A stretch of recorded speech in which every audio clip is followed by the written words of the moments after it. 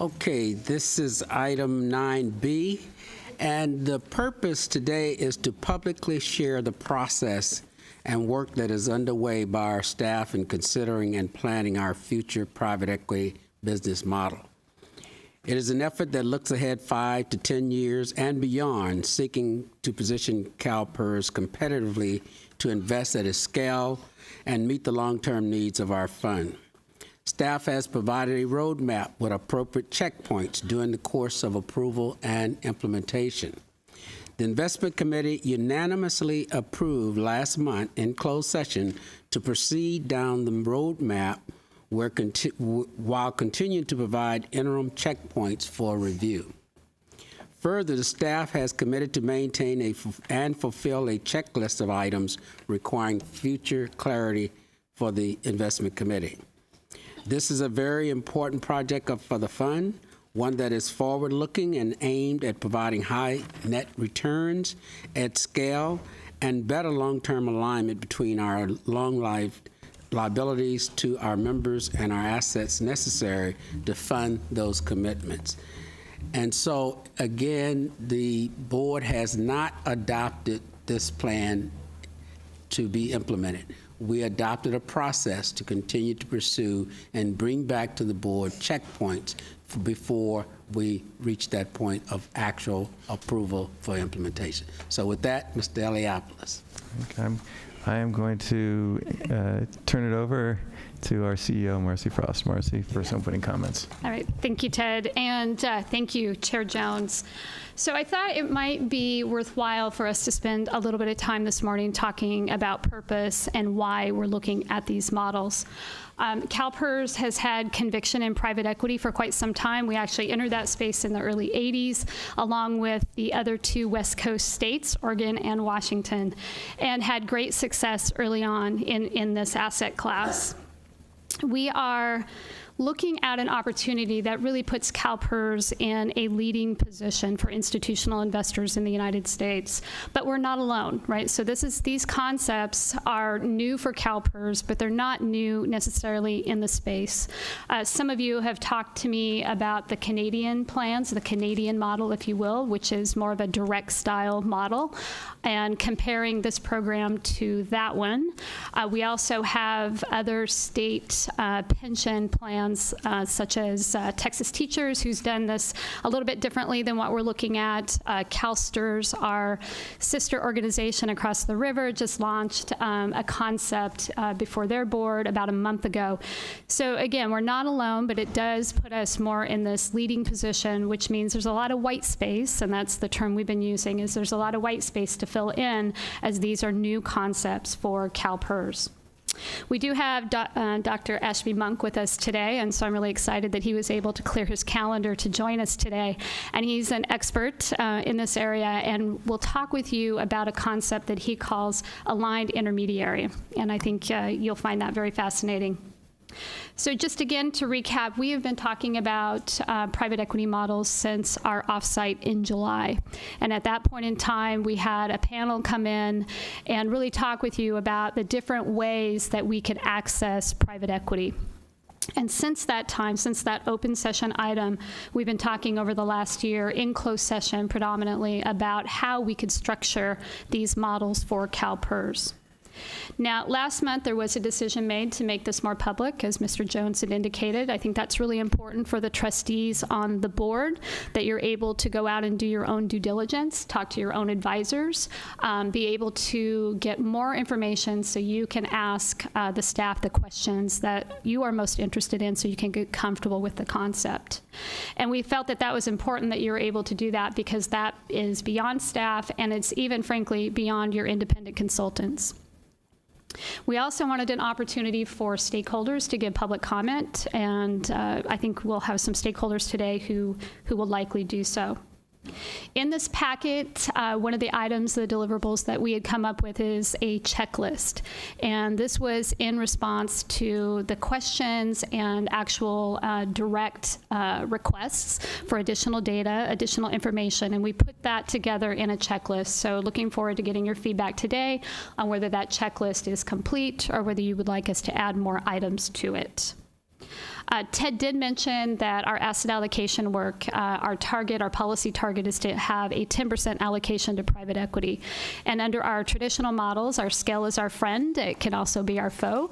But under our current traditional style of private equity, it would be very difficult to achieve that kind of policy target.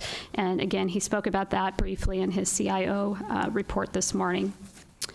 I think the other item that we pay very close attention to, we're very much in tune to the employers as well as our members. So you have all heard via public comment, both from member associations, retiree associations, and the employers, is that we have to find a way that we get close to or exceed our 7% return target on an ongoing basis. That we have to find ways to look at risk in the system. Being 71% funded means that we do have some limited opportunities because of that less than desirable funded status. So we have to keep that in mind. But the other is that 7% return hurdle is very difficult to accomplish. Private equity is the one asset class that has exceeded that 7% over the long run. And it is a competency of this organization that I think we should attempt to leverage even more.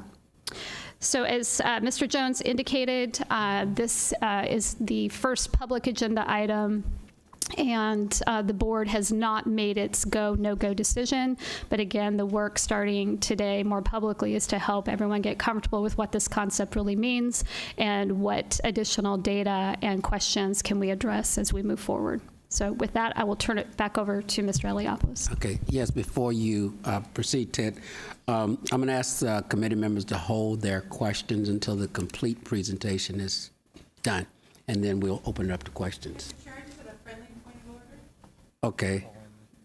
Just a minute, let me, okay, go ahead. I just want to get some clarity about the fact that, we have been discussing this in the closed session up until now, the private equity reorganization, and I'd just like to get confirmation specifically about anything that we are not allowed to ask in open session. And I think it has to do with negotiation strategy and our competitive position. And I just want to, I don't know if it's for you, Ms. Frost, or for Mr. Eliopoulos, but what are we not allowed to ask? That's a good question. Yeah, I'm still going to go through the presentation first, and then we'll All right. circle back.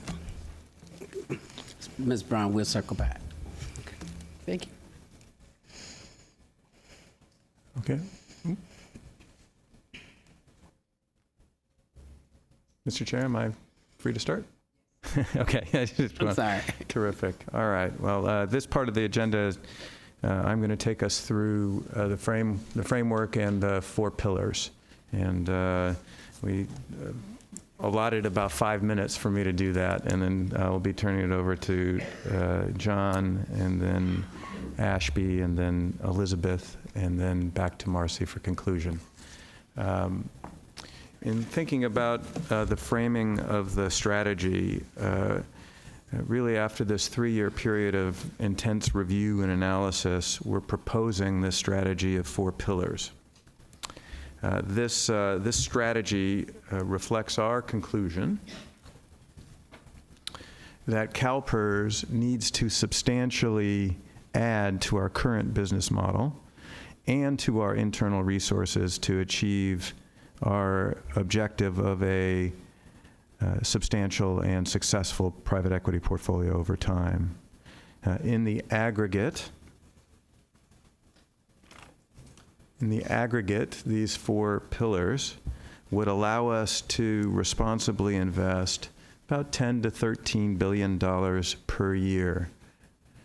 This is the amount that's needed to initially get to and maintain a 10% exposure to private equity over time. And many times when dealing with percentages at CalPERS, the sheer scale gets lost in the equation.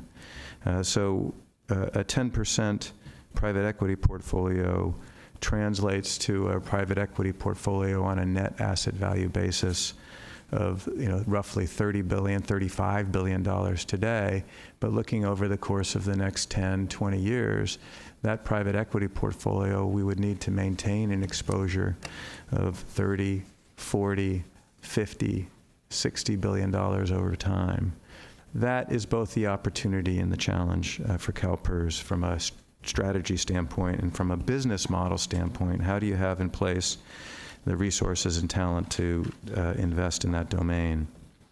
The 4 pillars, and I'll go through each one, are a mix of old and familiar business models and new business models for CalPERS that we're proposing.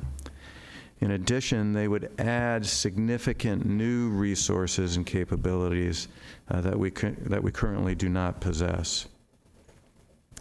I want to underscore that our current private equity business model is really rooted in the selection of external general partner commingled fund managers. And what that means is that our private equity program, our team, our systems, our methods are really geared all towards performing this function of selecting an external general partner. The 4 pillars in their aggregate really seek to add to this capacity, to add to this capacity the ability to select and invest in individual portfolio companies. This is a new domain, and as we've discussed many times before and even came up in the conversation today, this is a domain of really the highest active risk within our portfolio. As a result, we are recommending new partnership structures within these pillars to ensure that we have the appropriate skill sets, experiences, and information sets to succeed in this area over time. So turning now to each of the 4 pillars, and this is a bit of a technology enhancement for me, so there we go. I'll highlight pillar number 4 on the screen. This pillar is mostly identical to our current business model. This is our emerging manager program, and we execute that program through a fund-to-fund structure, and we are proposing to maintain and continue that fund-to-fund structure. The only real strategic addition in this area is that we hope to expand the amount of capital within our private equity, or within our emerging manager program, and we hope to add a co-investment capability within the fund-to-fund manager's capacity.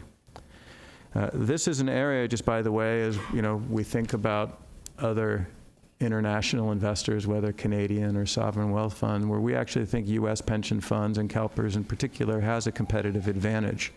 We, CalPERS, as leaders in this area, and the U.S. in particular, are really the leaders of thinking about who are the new and next generation managers within the United States, and particularly finding new and diverse managers to invest with, who we firmly believe will be the established managers of our program in the future and contain the seeds for great new ideas in the future. So pillar 1, something we have great experience with, same business model, expand it to do these things that I just mentioned.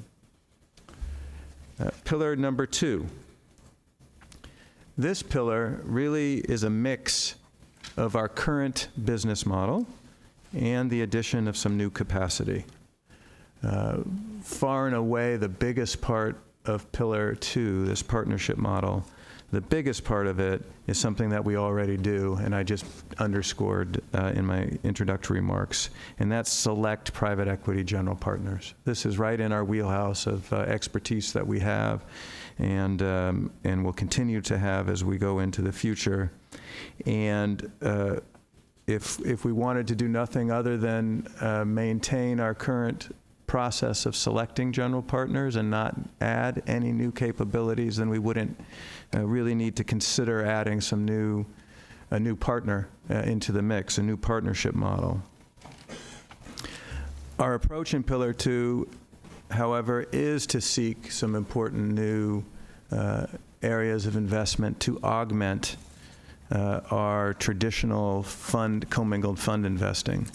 And this new capacity is to have a much deeper and stronger co-investment capability, to be able to invest in secondary opportunities coming out of our fund investments, and lastly, be able to structure separate account relationships in the private equity arena. And as has been mentioned a few times now, the capabilities to undertake a co-investment and secondary investment program at scale requires a different underwriting capability than selecting general partners. The ability to underwrite and invest in an individual portfolio company or a whole portfolio of portfolio companies is quite different skill set, experience set than underwriting the capabilities of a general partner. So accessing some new talent and expertise in that area is really necessary for us to put billions of dollars into these categories going forward. We also believe that the private equity marketplace is really set for some disruption and change over the next decade. Many of the old line private equity firms, the founders of those companies are nearing the end of their professional careers. There's succession planning within those firms. And there's a pretty dramatic explosion of new firms on the horizon.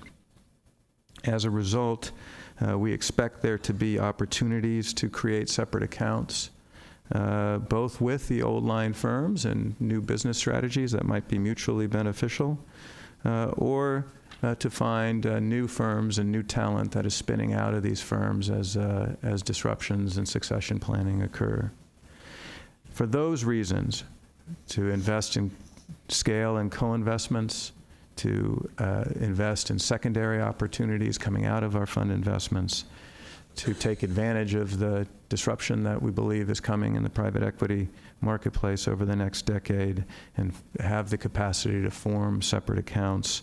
We propose forming a strategic partnership in pillar number 2, which we believe will be very additive and very necessary to add to our internal resources to successfully invest in these new areas.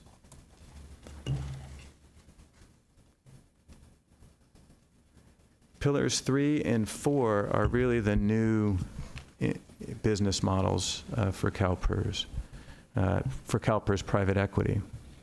Each of these pillars seek to invest directly into portfolio companies and to hold these portfolio companies for a longer time period than traditional private equity funds currently do. Similar to pillar number 2, this type of investing requires a thorough analysis of individual companies as compared to our current business model of selecting a fund manager. Our approach is to identify 2 segments of the market that we wish to target as most complementary to our overall private equity portfolio. Pillar number 3 will target the innovation segment of the economy, technology, life science, and healthcare. These are both attractive areas for go-forward future growth in our and the global economy. And also, importantly, has been an area that CalPERS really over the last 20 to 25 years has been shut out in the venture capital area. And for that reason, we think it's a very complementary opportunity for us to both invest in a portion of the market we've been shut out in, and one that we think has significant growth into the future. Pillar number 4 is really a segment of investing to look at multi-generational long-term investments in the core economy.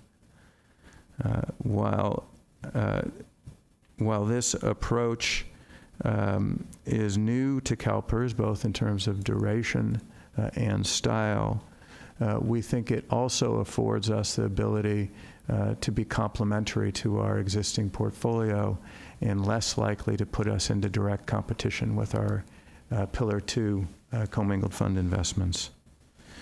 Our approach with both Pillar number 3 and 4 is to form long-term, multi-generational partnerships that will allow us to access the talent that we need to succeed in these two domains.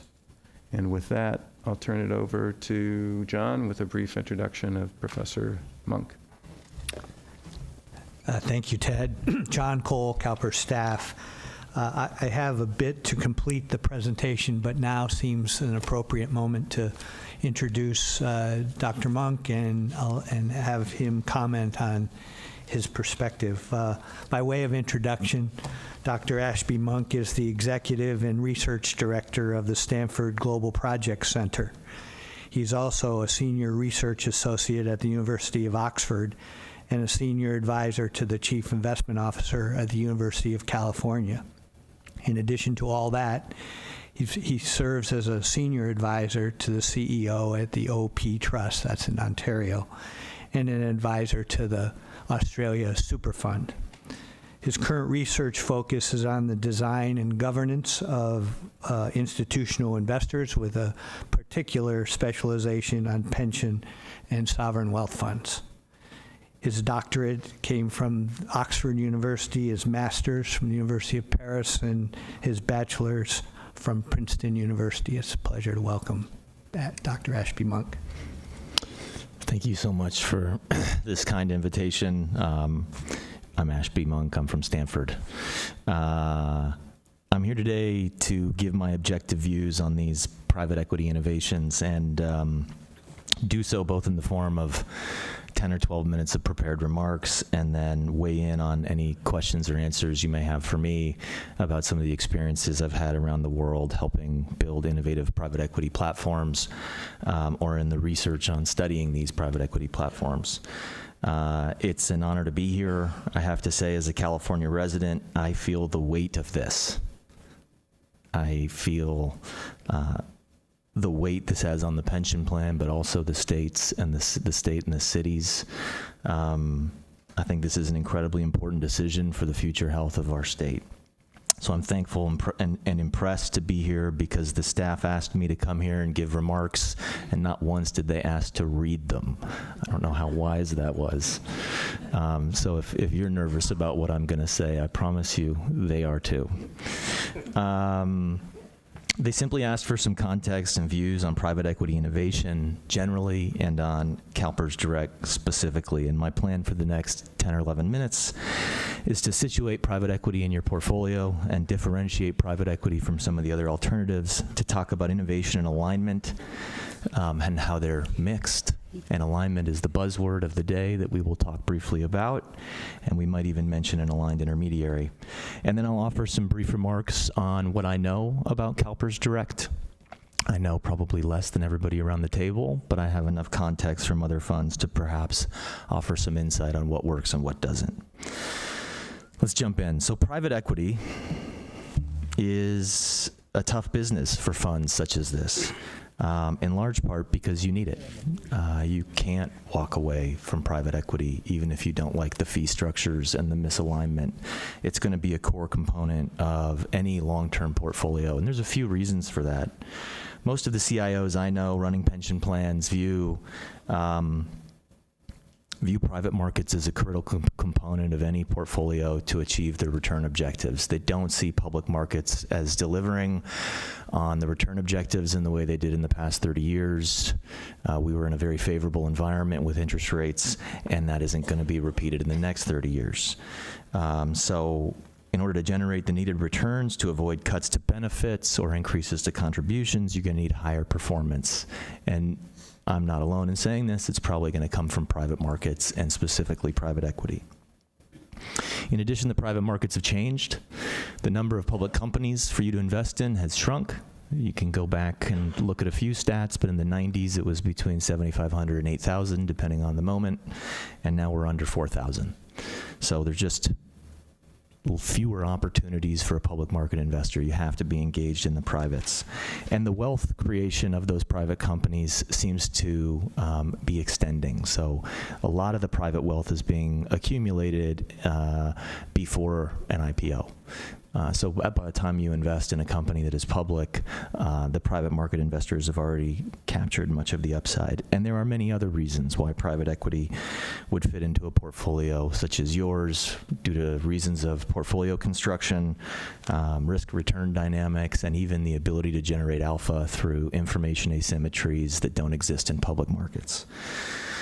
So you need it, but the challenge here is everybody else has realized they need it too.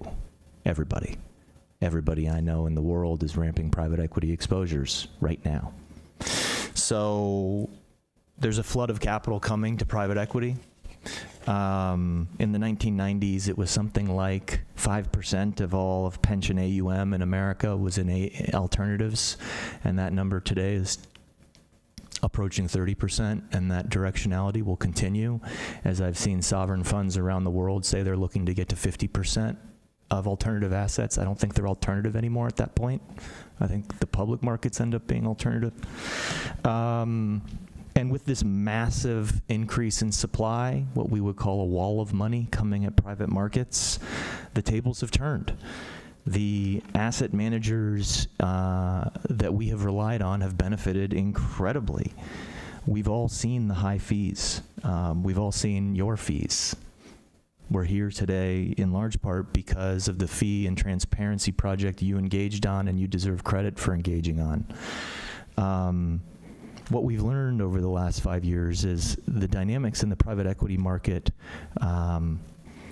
They turn the traditional forms of capitalist incentives on their head. Capitalism functions in a principal-agent relationship where the principals, you, discipline the agents, your asset managers.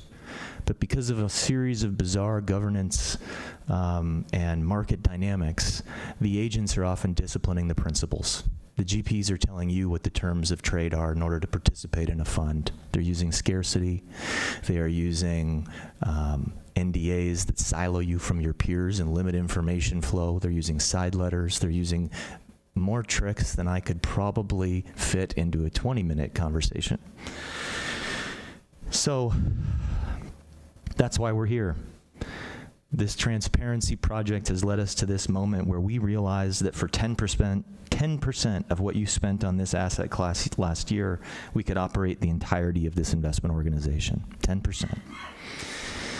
The oversupply of capital to private equity would obviously lead to high prices, but it's an artificial market. We limit ourselves through a lack of innovation. We don't do, I'm not saying this is you now, but in general, I hear things like, we don't do first-time funds. Why? How are you going to have competition in the market if you're not doing first-time funds? We rely on 2 funds with great track records. So in other words, you're reinforcing the funds that have had a good fund and helping them build brands for which they can wield their influence over you. We call this individually rational but collectively crazy behavior. And the way you break out from it is through innovation. Because most people in the world today don't grasp the sheer scale of the compensation we've paid to these external managers. It's often hidden in footnotes. It's often buried in NAVs. And that lack of transparency has limited the amount of innovation that we've had. That transparency project of you all have realized, and it started here a few years ago when the true cost came forward, drove this board to say, is there another way? And that is the best thing we could have had happen. Because the fastest path to becoming a billionaire in America today is not starting a tech company, it's starting an asset management firm, okay? By a factor of 2.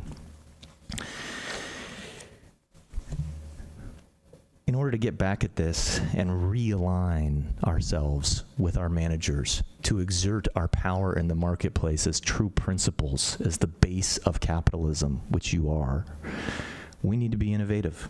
We need to step outside our traditional frames and logics and find ways to re-intermediate and align ourselves more directly with the people that are investing our capital. This fee and cost transparency project, as you guys have well realized, is not going to end with shutting down private equity.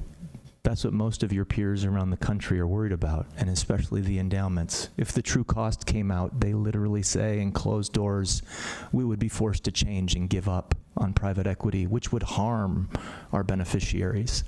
But that's a straw man. The truth is that transparency will lead to innovation.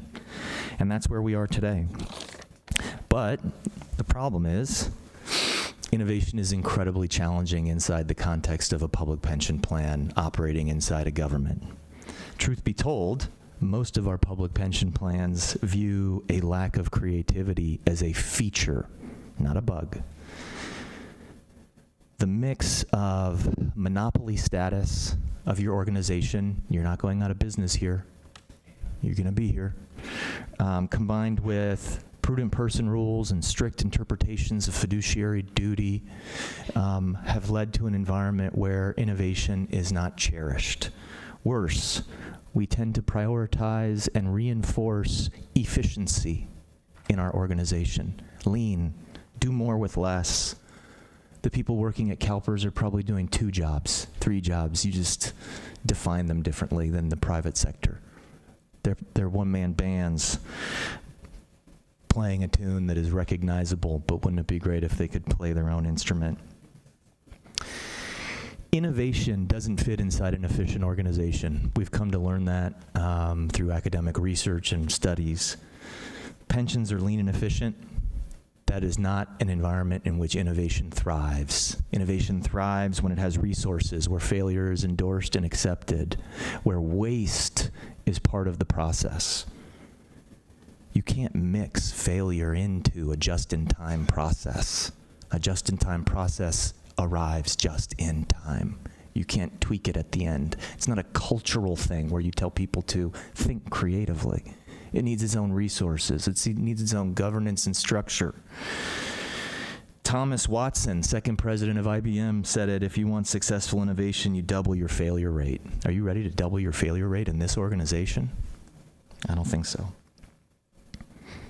The challenge, I think, facing us and facing organizations like yours, and you're not alone, I'll repeat that later, is how do we bring meaningful innovation within public pension plans to realign these organizations with the private equity managers that are just minting billionaires? Where you innovate, in my view, is not the same place where you run efficiency. I've got a couple more minutes, so let me just jump in here and say, like all economic entities, we can think of what you do as a production function. You take capital, you add people, you add process, you add information, and the output is a combination of those inputs generate more capital. That is the investment production function. The only way you can improve those inputs, people, process, and information, or combine them differently, internal or external, is through 3 key variables, and they are governance, culture, and technology.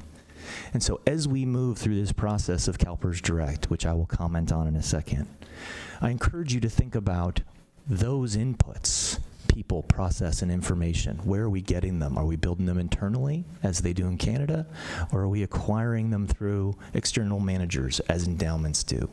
Those inputs combine to create an institutional investment model. And it is your governance, your culture, and your technology that allow you to define that model. No 2 organizations are the same. You can't just copy the Canadians. Your governance model is different, okay? Canadians and endowments are operating in different contexts, different capital bases, different processes, different information flows, and all of that stems from their culture, their tech, and their governance. I give you that context now as I move into some brief comments on what I know about CalPERS Direct, which I have to say is less direct than the name implies.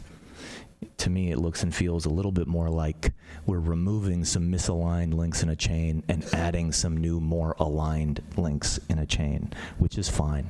We call that re-intermediation, not disintermediation. And the part of the reason I think that's fine is it's innovation that's doable and feasible. You are not alone in trying to stand up arm's length entities with unique governance structures. Unique governance structures. Remember the input that allows you to be innovative? You could drive 100 miles down the road and look at UC Regents, which built UC Ventures from scratch to take advantage of the UC ecosystem. Arm's length entity, innovative governance, compensation models based on market, but it's theirs. They built it. They're going to get the benefit of it. The differential in compensation between the market and this organization here today is too big. I would love to endorse a plan to help you internalize all of your private equity dollars, but I am afraid that that is not practical in the short run. The differential in compensation that has been created over time is just too great. These are people who are making hundreds of millions of dollars. Okay, it's hard to recruit those people, even if you can really tap their heartstrings to come and work for CalPERS. This is a feasible path to create an arm's length entity and a series of entities to go after this space. To break the cycle, you need these intermediate moves. You re-intermediate before you disintermediate. And the governance model, that it could be an arm's length model, will help attract those people that don't want to work for a government agency. And they are out there. They have never operated in this environment, and they're worried about taking the risk of doing so. It's an intermediate step. The credibility also that comes with an arm's length entity will help you in the marketplace, where market players won't yet know if CalPERS is real, and this time is different. People will worry, if it's not arm's length, that this will end up being shut down in the future. The delegations of authority will be very valuable. I see breathing space for innovation in this entity, which it needs. Very hard to innovate where you run your day-to-day organization.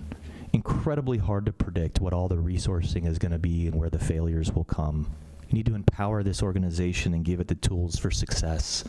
That's governance independence under the watchful eye of a board. But that's the ability to do what's needed to succeed commercially, which is ultimately the objective. And that breathing space is embedded today, which I applaud. Third, I like seeing the focus on comparative advantages. So too often we in the LP community don't realize that we have huge advantages. We are the base of the capitalist system. We just don't exert it. And when I see a strategy to seed managers, or emerging managers, which the research shows us already outperforms, small managers are outperforming big managers. And I see a focus on evergreen structures so they can use your time and scale, and a focus on technology in California, I'm encouraged that if you can get the governance right, if you can evolve this into a platform that can recruit the right talent, you can succeed over time.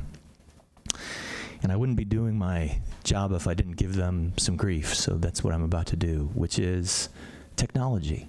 If you remember my inputs on how we create innovation that is meaningful and sustainable, in changing the inputs to our production function, people, process, and information. The choice that's been made here is to focus on governance and culture as a means to create innovation. Where is the role of technology?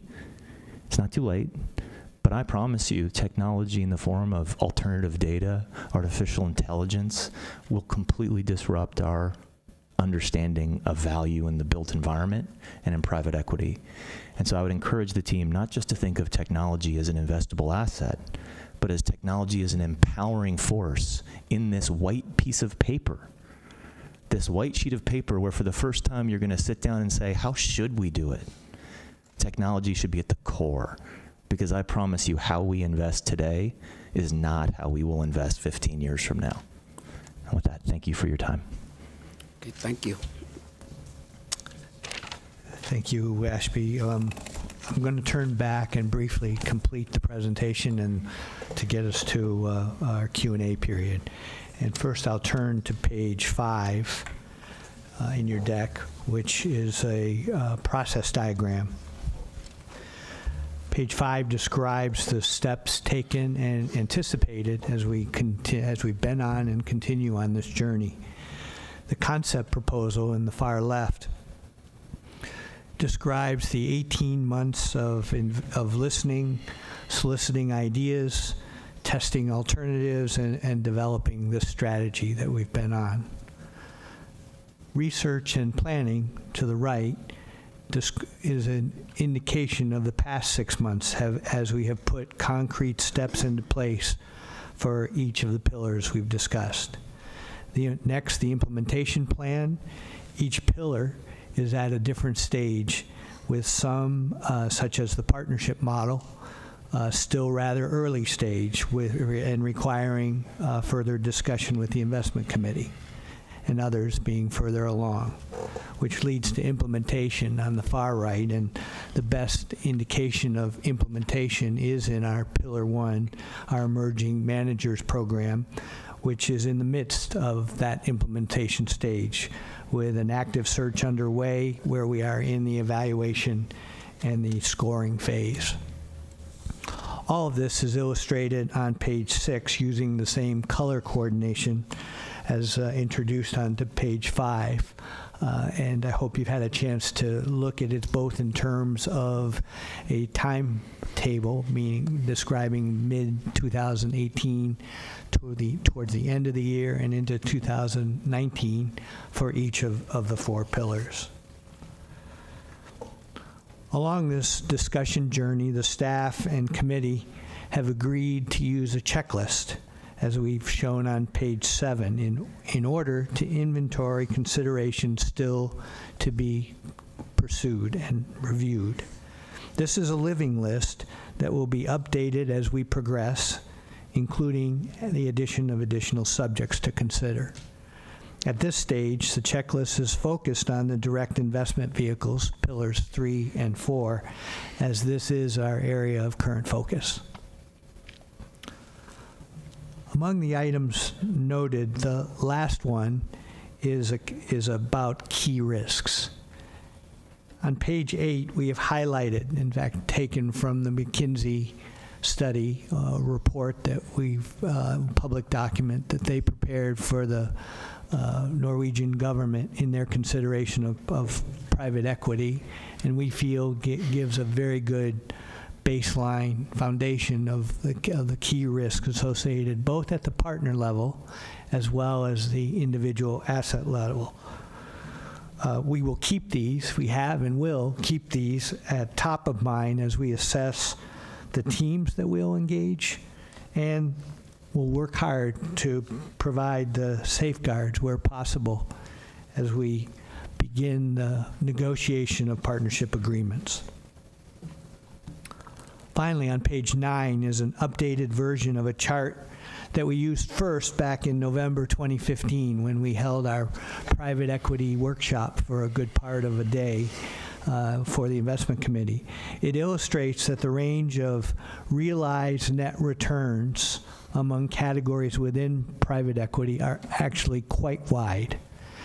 This chart, since the 2015, has now been updated for the data through the end of 2015. In 2015, we used a chart that had data through 2012.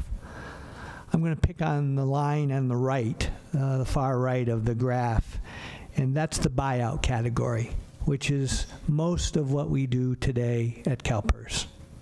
The top dot here is the annualized return for the 25th percentile. And here it's about 19%, as you can see, while the bottom dot is the point for the 75th percentile. So we're taking into account 50% of the universe, the edge of the top and the edge of the bottom quartile. What's notable is that, and that bottom is about 5%. That's a difference of nearly 14% in each year, illustrating the point that although fees matter, higher gross returns matter more in order to get us to the best net return, which ultimately is what we need to fulfill our obligations. That returns us to our strongly held view, and Ted has reiterated on several counts, and Dr. Monk has also noted, getting the best talent is the most critical element for success.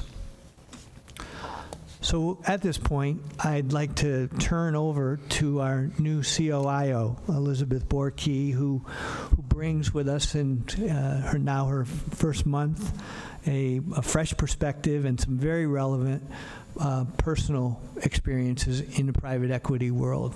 Elizabeth? Thank you, John.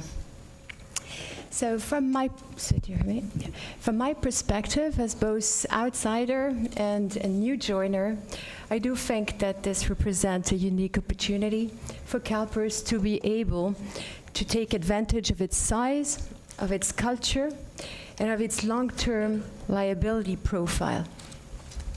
Liabilities of the fund stretch out over 50 to 60 years.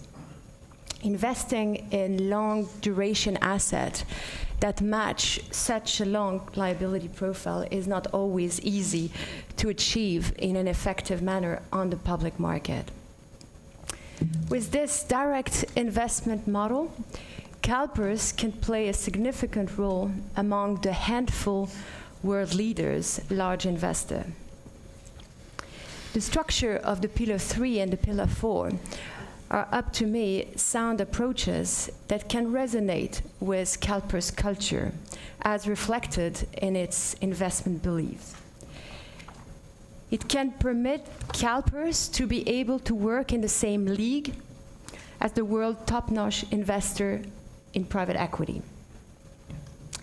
The Pillar 3 and the Pillar 4 permits also to take advantage of the new technology, as you just mentioned, Mr. Monk.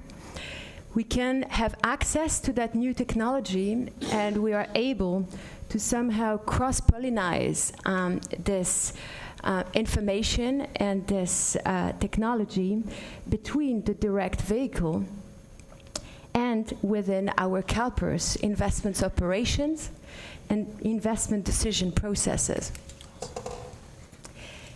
CalPERS has not taken a place among the world leaders in the area of private equity yet. Given its size, scale, and culture, I think CalPERS can reach this excellency, but need to do it in a thoughtful way with seasoned world-class talent, with a particular and broad skill set, and very strong network. I think this is our chance. These are my observations, and I can turn over to Mrs. Marcy Frost, our CEO, for the rest of the presentation.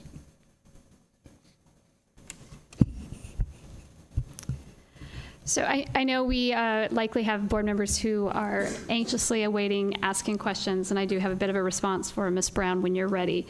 But I think just in summary, these are the reasons, of course, that we're looking at the way that we invest in private equity. I did talk about this at the beginning, but innovation and creativity is extremely important. And we have to start with yes. We have to fill in the gaps, the missing information that you all need to be comfortable, but we also have to be careful that we don't extinguish creativity before it has had a chance to really form and shape and gel. And that's what we are talking with you about today. It is different. There will be necessary change management practices, internally as well as externally. We have to talk about risk and what the risk mitigation strategies would be for the fund. Extremely important. Reputational risk is something that we're very mindful of here. And so we need to work through what the mitigating strategies might look like. Governance, very important. And I know that we've been looking at governance structures for a bit of time and will continue to do so. Recruitment of a talented team, that's really where the alpha comes from. I think we all know that. And finding, this right recipe of getting a team who wants to work closely with CalPERS on this endeavor for the membership. I think there are teams out there who also have an alignment of interest to this mission and would be a nice recruiting strategy for us. And, I like Dr. Monk's observations about being very careful of putting too much fear in making mistakes. Innovation cannot really thrive in a culture of fear. So we have to be really thoughtful and careful about that as we go through this process of determining a go, no-go. And then back to alignment of interest, we certainly have a return orientation that we're hearing from our members, we're hearing from our employers, we're certainly hearing from all of you. Fee management and transparency about the fees that we're paying, also very important. We've had significant work with ILPA, which is the Limited Partner Association group, our own creation of a system called CalPERS, where we get at better transparency and disclosure around private equity fees. And then I think if you look in our CAFR reporting, we're one of the lead public funds in disclosing private equity fees through that channel. So I'm going to close it there and open it up for questions, and I know we're happy to address any that you may have. Yes, thank you, and thank you for a very thorough presentation, very clear. But before we open up to questions that the committee members may have regarding the proposal, I would like to have Ms. Brown's question responded to, so I call on our general counsel so that we could respond. All right. Well, I thought I could start and then Matt could finish up. Okay. But for what can be talked about in open versus closed, we do have Ashley Dunning who, with us today to answer some of the questions that have come up during closed session. So she will be here to do that. And then Matt can correct me if I get any of this wrong. But I think generally you can talk about process, we can talk about timeframes, we can talk about questions that have yet to be addressed, any updates to the checklist. I think where we're careful is individual allocation of capital to any one of the pillars. We want to be careful about that. Any legal advice that has been shared or transacted between us and Ms. Dunning. Any kind of terms or arrangements, specific terms or arrangements of what this governance structure could look like, I think would also fall on protected communication at this point. And then I think generally ask the question, and if we feel like we can answer it, we will. If not, we'll write it down and we'll bring it up again in closed session. But I'd ask Matt to comment further if he chooses to. I think Marcy pretty much nailed it, but there's nothing that shouldn't be asked as long as the question doesn't reveal confidential or proprietary or closed session material. And then there's certain matters that Marcy has pretty much walked us through that we may not be able to address in open session, but will be addressed in either closed session or a future open session or whatever. But the point being, ask all the questions. We're going to have answers either in open or closed at some point. Okay, thank you. Does that answer your question, Mrs. Brown? Very helpful. Okay, thank you. Okay, so now we go to the questions regarding the proposal. Ms. Brown. Oh, first, thank you. I had a set of questions for Mr. Eliopoulos, but I think I'll start with our distinguished guest, Dr. Monk. I'm new on the board since January, so I'm new to some of this, but I've been a board member in closed session asking a lot about what research and analysis do we have that shows that these direct, indirect models will actually work, and you've talked about failure, so that's really really not allowed. So maybe you can tell me what research and analysis that you've been provided by CalPERS to support this proposed reorganization. Thanks for the question, Ms. Brown. CalPERS has not provided me with their research to support this. I am drawing on my academic career studying this. I wrote a book called Reframing Finance that talks about pension plans establishing arm's length vehicles in a reintermediation way with peers mostly. And in that process, studied at length the CEM data around direct investing, the papers from Harvard Business School around direct investing, and there are a variety of different studies that have been put out, which I'm sure the staff can send to you, that show the values of building more direct, more efficient in terms of cost portfolios. But I haven't been privy to the internal research. I've actually read some papers on direct investing, and so let me ask another question where I think you have stated in the past that you favor buying rather than renting direct investment capacity. And my question is, do you view the track record that CalPERS is on as ending up as buying Because to me, it seems more like renting. Yeah, I don't recall saying buying versus renting, but I've been noted to say a bunch of things. But like what I probably meant to say was like, let's own the alignment and be able to determine the governance. To me, CalPERS Direct, if they get the governance right, it's a big if, will be, for lack of a better term, a captive GP. And it's a pretty common structure in other parts of the world, especially in Canada, but also in Australia, the Netherlands, to establish these captive GPs where there's an arm's length structure that allows you to compensate and reward staff differently than you would in a government context, but for which you maintain ultimate control. And so I would say you are buying an external team. And platform companies, which are incredibly common today, where public pension plans go in and acquire a company that does dams or solar or wind, they are buying into a company to use their resources. It's not internal, but it's an extension of the internal team. Thank you for that. I have a whole bunch more, but I'm going to wait and then ask them later if that's all right. Okay, why don't we continue, because remember Sure. we have our time management now, and so you may not get a second turn. I have a feeling that a lot of my questions will be asked by other board members, so I don't want to dominate. Okay, If all right, that's fair. That's fair. Okay, thank you. Ms. Taylor. Wow, I'm second. Thank you very much for the report. Thank you to our distinguished guest. I agree with a lot of what you were talking about. I had a couple of questions on page 8. When we get to page 8, non-financial risks controlled in private equity. And I guess, how do we make sure that because we're going to have these arm lengths entities, how do we make sure we explicitly manage for the non-financial risks that you guys laid out? So, for example, what if we get somebody like David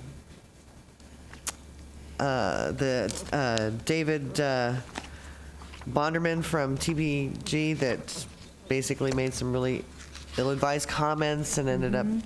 So what if we get somebody like that at one of our arm length organizations? How do we manage for these risks? Because ultimately, and I think I brought this up the last time, we're on the hook.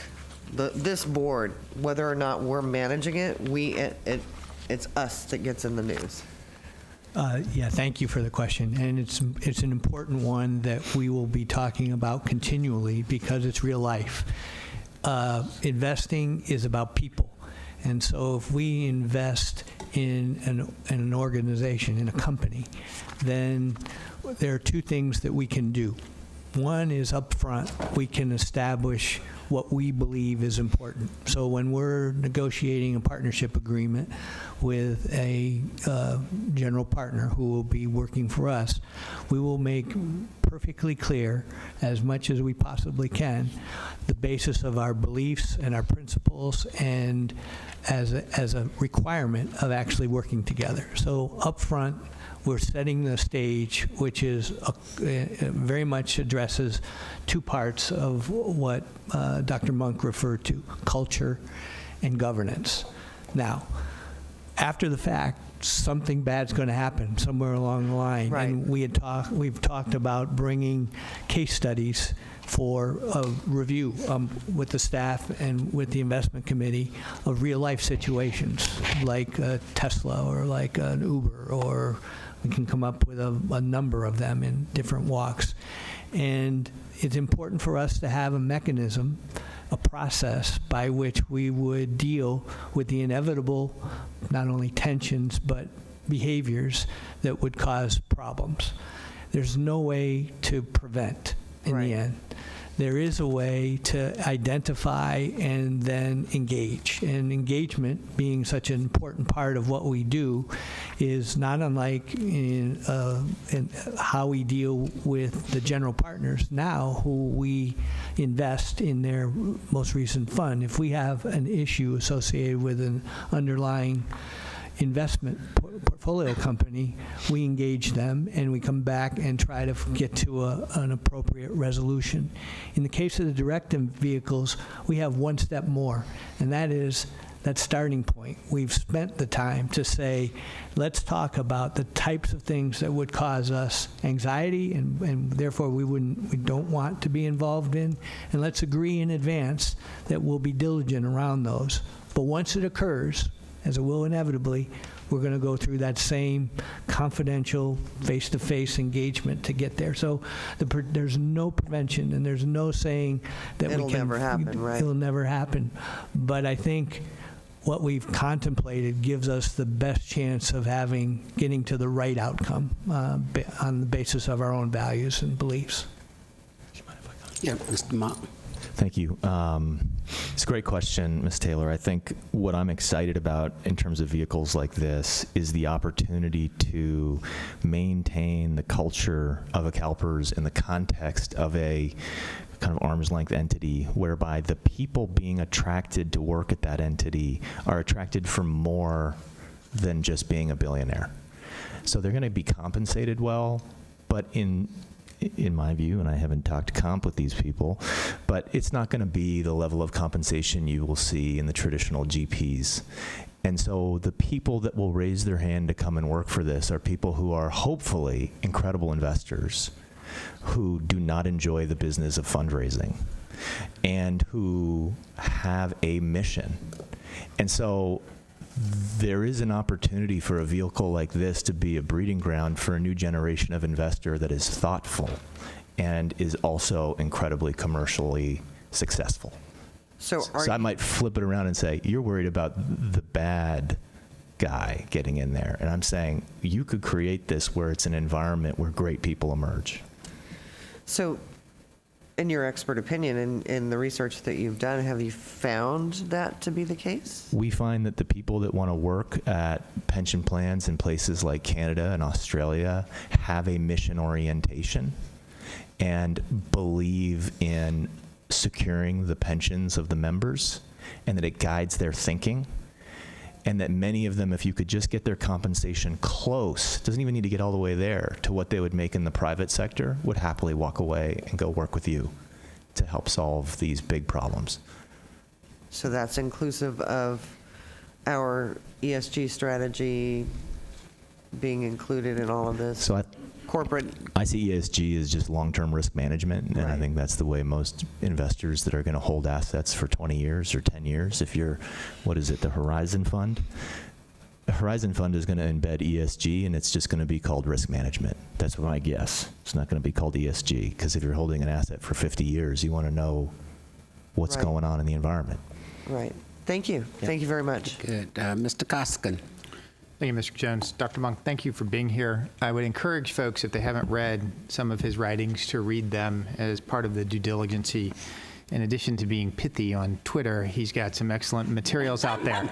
So I would, you do. So I'd encourage you. So one is really appreciate you being here, the insights and on private equity, and also just to the staff. I mean, just some observations and some questions.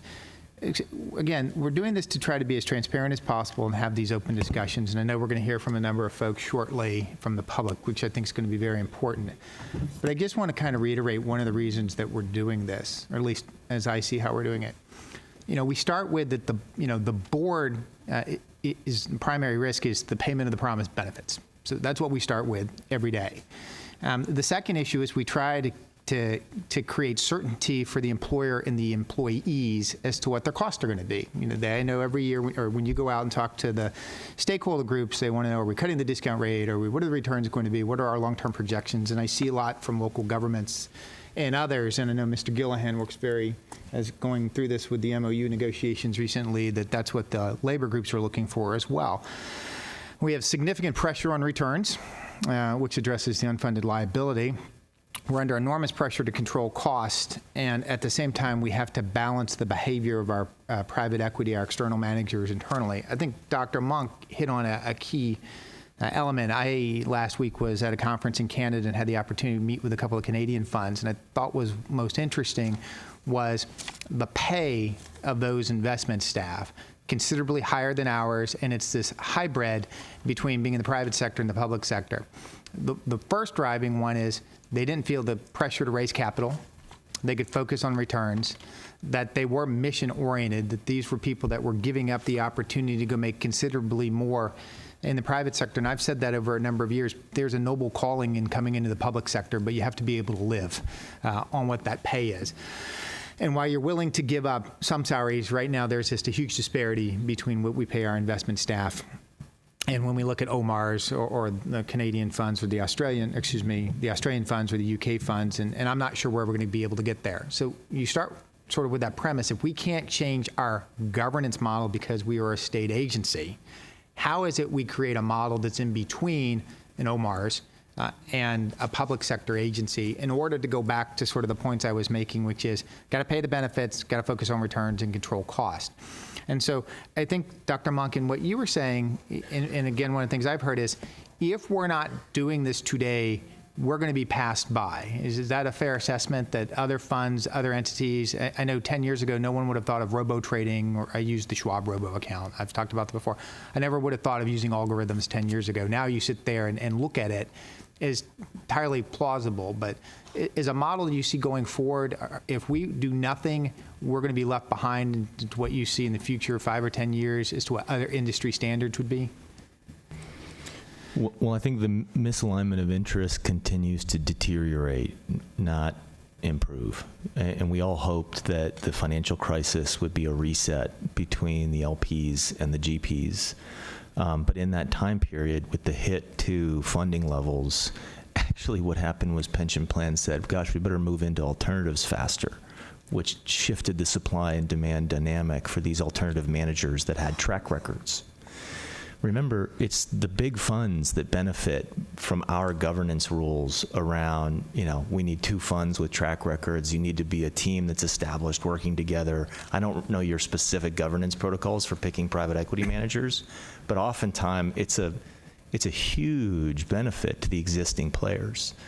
And so everybody just chased these same funds. And so the take it or leave it mentality has probably gotten worse, and will continue to get worse unless you break out. So I'd say you can continue to do what you're doing, but that 700 million number will go up. And you need to be ready to communicate that. It will go up dramatically.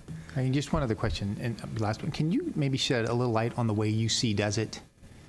And sort of just so that the board understands that this is sort of not being done in a vacuum, that at least the University of California Board of Regents and the Office of President have something similar.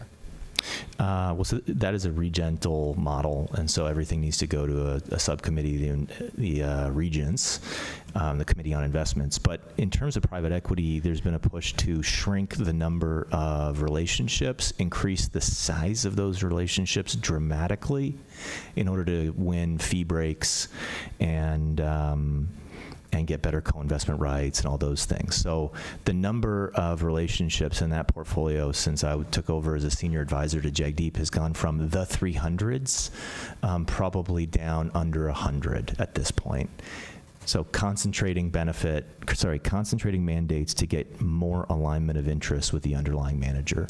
And in the case of the UC Ventures, if that's what you're talking about, yes. Okay, that was looking at the ecosystem that is the UC, understanding all of the IP being generated in that environment, 5 patents a day, and designing, through an incredibly complex governance world, a series of small funds on campuses leading into a big fund that is an arm's length fund called BO, which is part of a broader UC Ventures program. So there's a whole series of funds, of which BO is the pinnacle.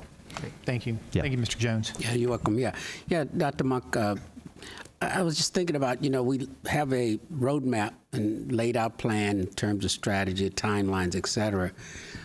But could you comment on your experience that there's such a thing as going too slow? And the risks that are involved is you start pushing this thing out further and further, and you lose the steam or you lose the confidence in the marketplace, et cetera. So could you comment on that aspect of a proposal like this and the event that we slow down and what the risks are? So I start all these comments with like a real positive comment, and then I'll give you the negative comment, and then I'll end with a positive comment. The positive comment is, at least you're doing it alone. So most of the projects I work on like this include peers coming together to try to do something innovative. And that can be like herding cats. You, in this room right here, can define your future. And so already that is an incredible advantage that a lot of pension funds aren't willing to own up to. It creates a little bit of career risk here, maybe some political risk there, but it's the right path to try to get something truly innovative done. Speed matters, right? I think you don't want to shortchange your governance conversations. Laying the foundation to have the best governance framework is worth every moment you spend on it.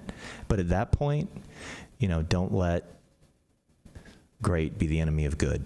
Move fast, get things built, make a recognition here that things are going to be a little bit messy, and see how fast you can move once you have the governance in place to be confident that it's set up for success. Does that answer your question? Yes, it Chair? does. Okay, thank you.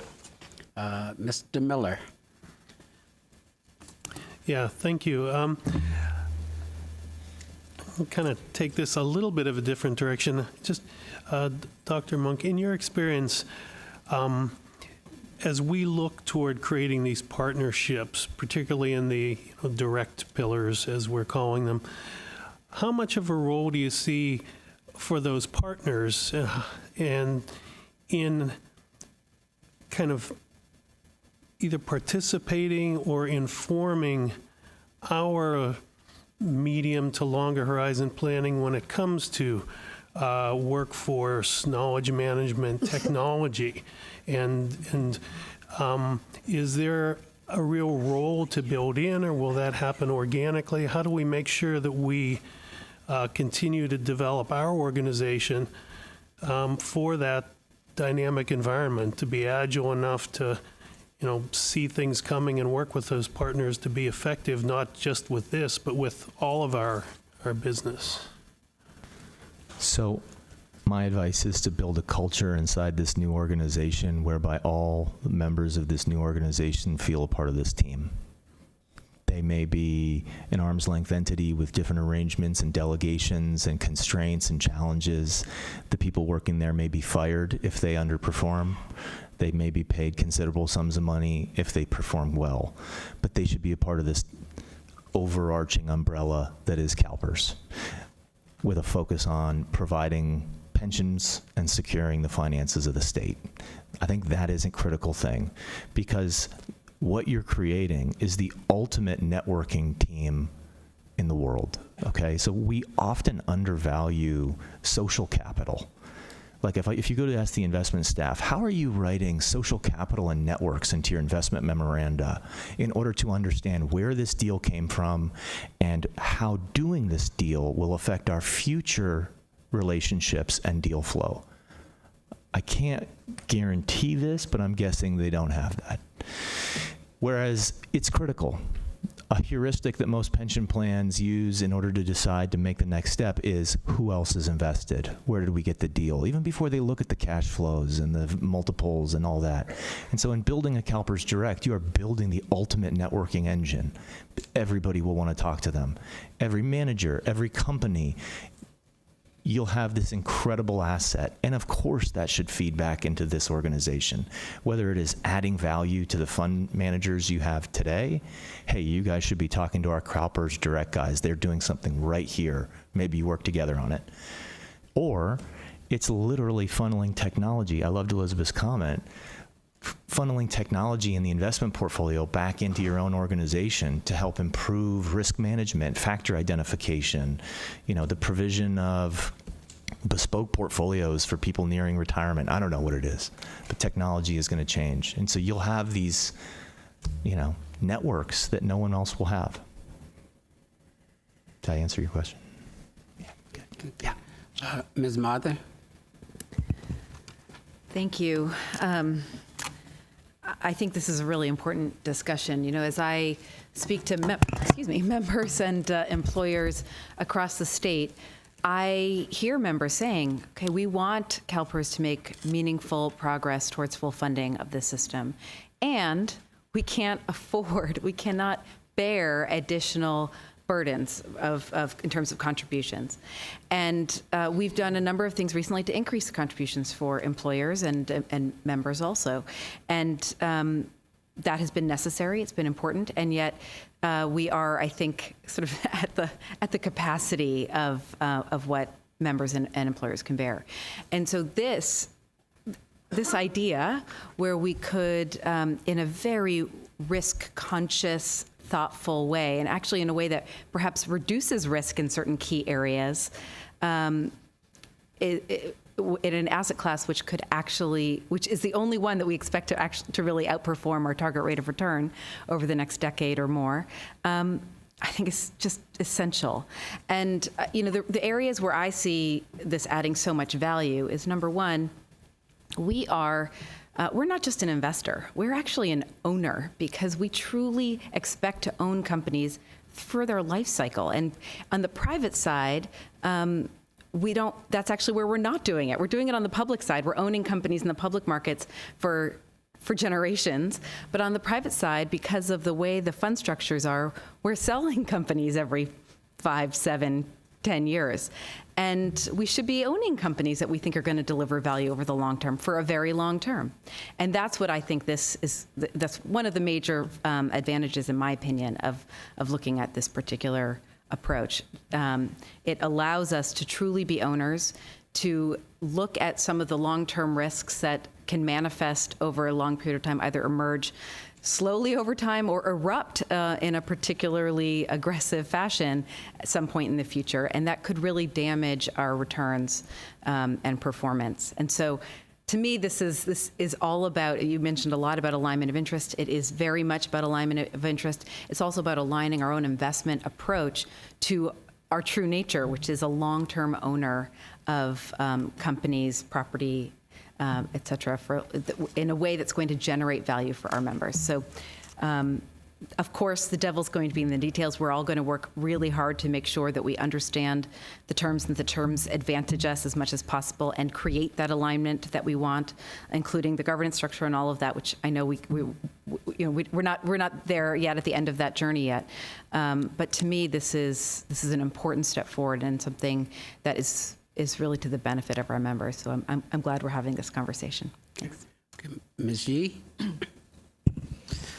Thank you, Mr. Chairman, and I will echo Ms. Mother's comments. This is a very critical discussion to be having, and very happy that we're doing this in open session. I wanted to just make a couple of observations, and first, thank you, Dr. Monk, for really highlighting the importance of governance. That's really, I think, the foundation upon which all of this is going to either stand or fall apart, and I hope that we do actually put the adequate amount of commitment and time into establishing our governance framework. I wanted to, and I would agree that timing is of the essence as well. And so I wanted to just make a couple comments with respect to the checklist, perhaps. I was a little kind of taken aback and put off by the third box about fiduciary council input. I actually would like to include fiduciary council as part of the evaluation up on top with respect to the boards. I think it will probably help with getting questions asked and answered in a more relevant fashion. And obviously the input is important, but just kind of being at that level of involvement so that we can include that at the ground stage, if you will. Another comment, Dr. Monk, that you made, and I'm kind of sitting here scratching my head because I'm trying to reconcile it, and that is that high gross returns matters the most. And I guess at the end of the day, how do we reconcile that with hopefully being able to attain a lower fee structure?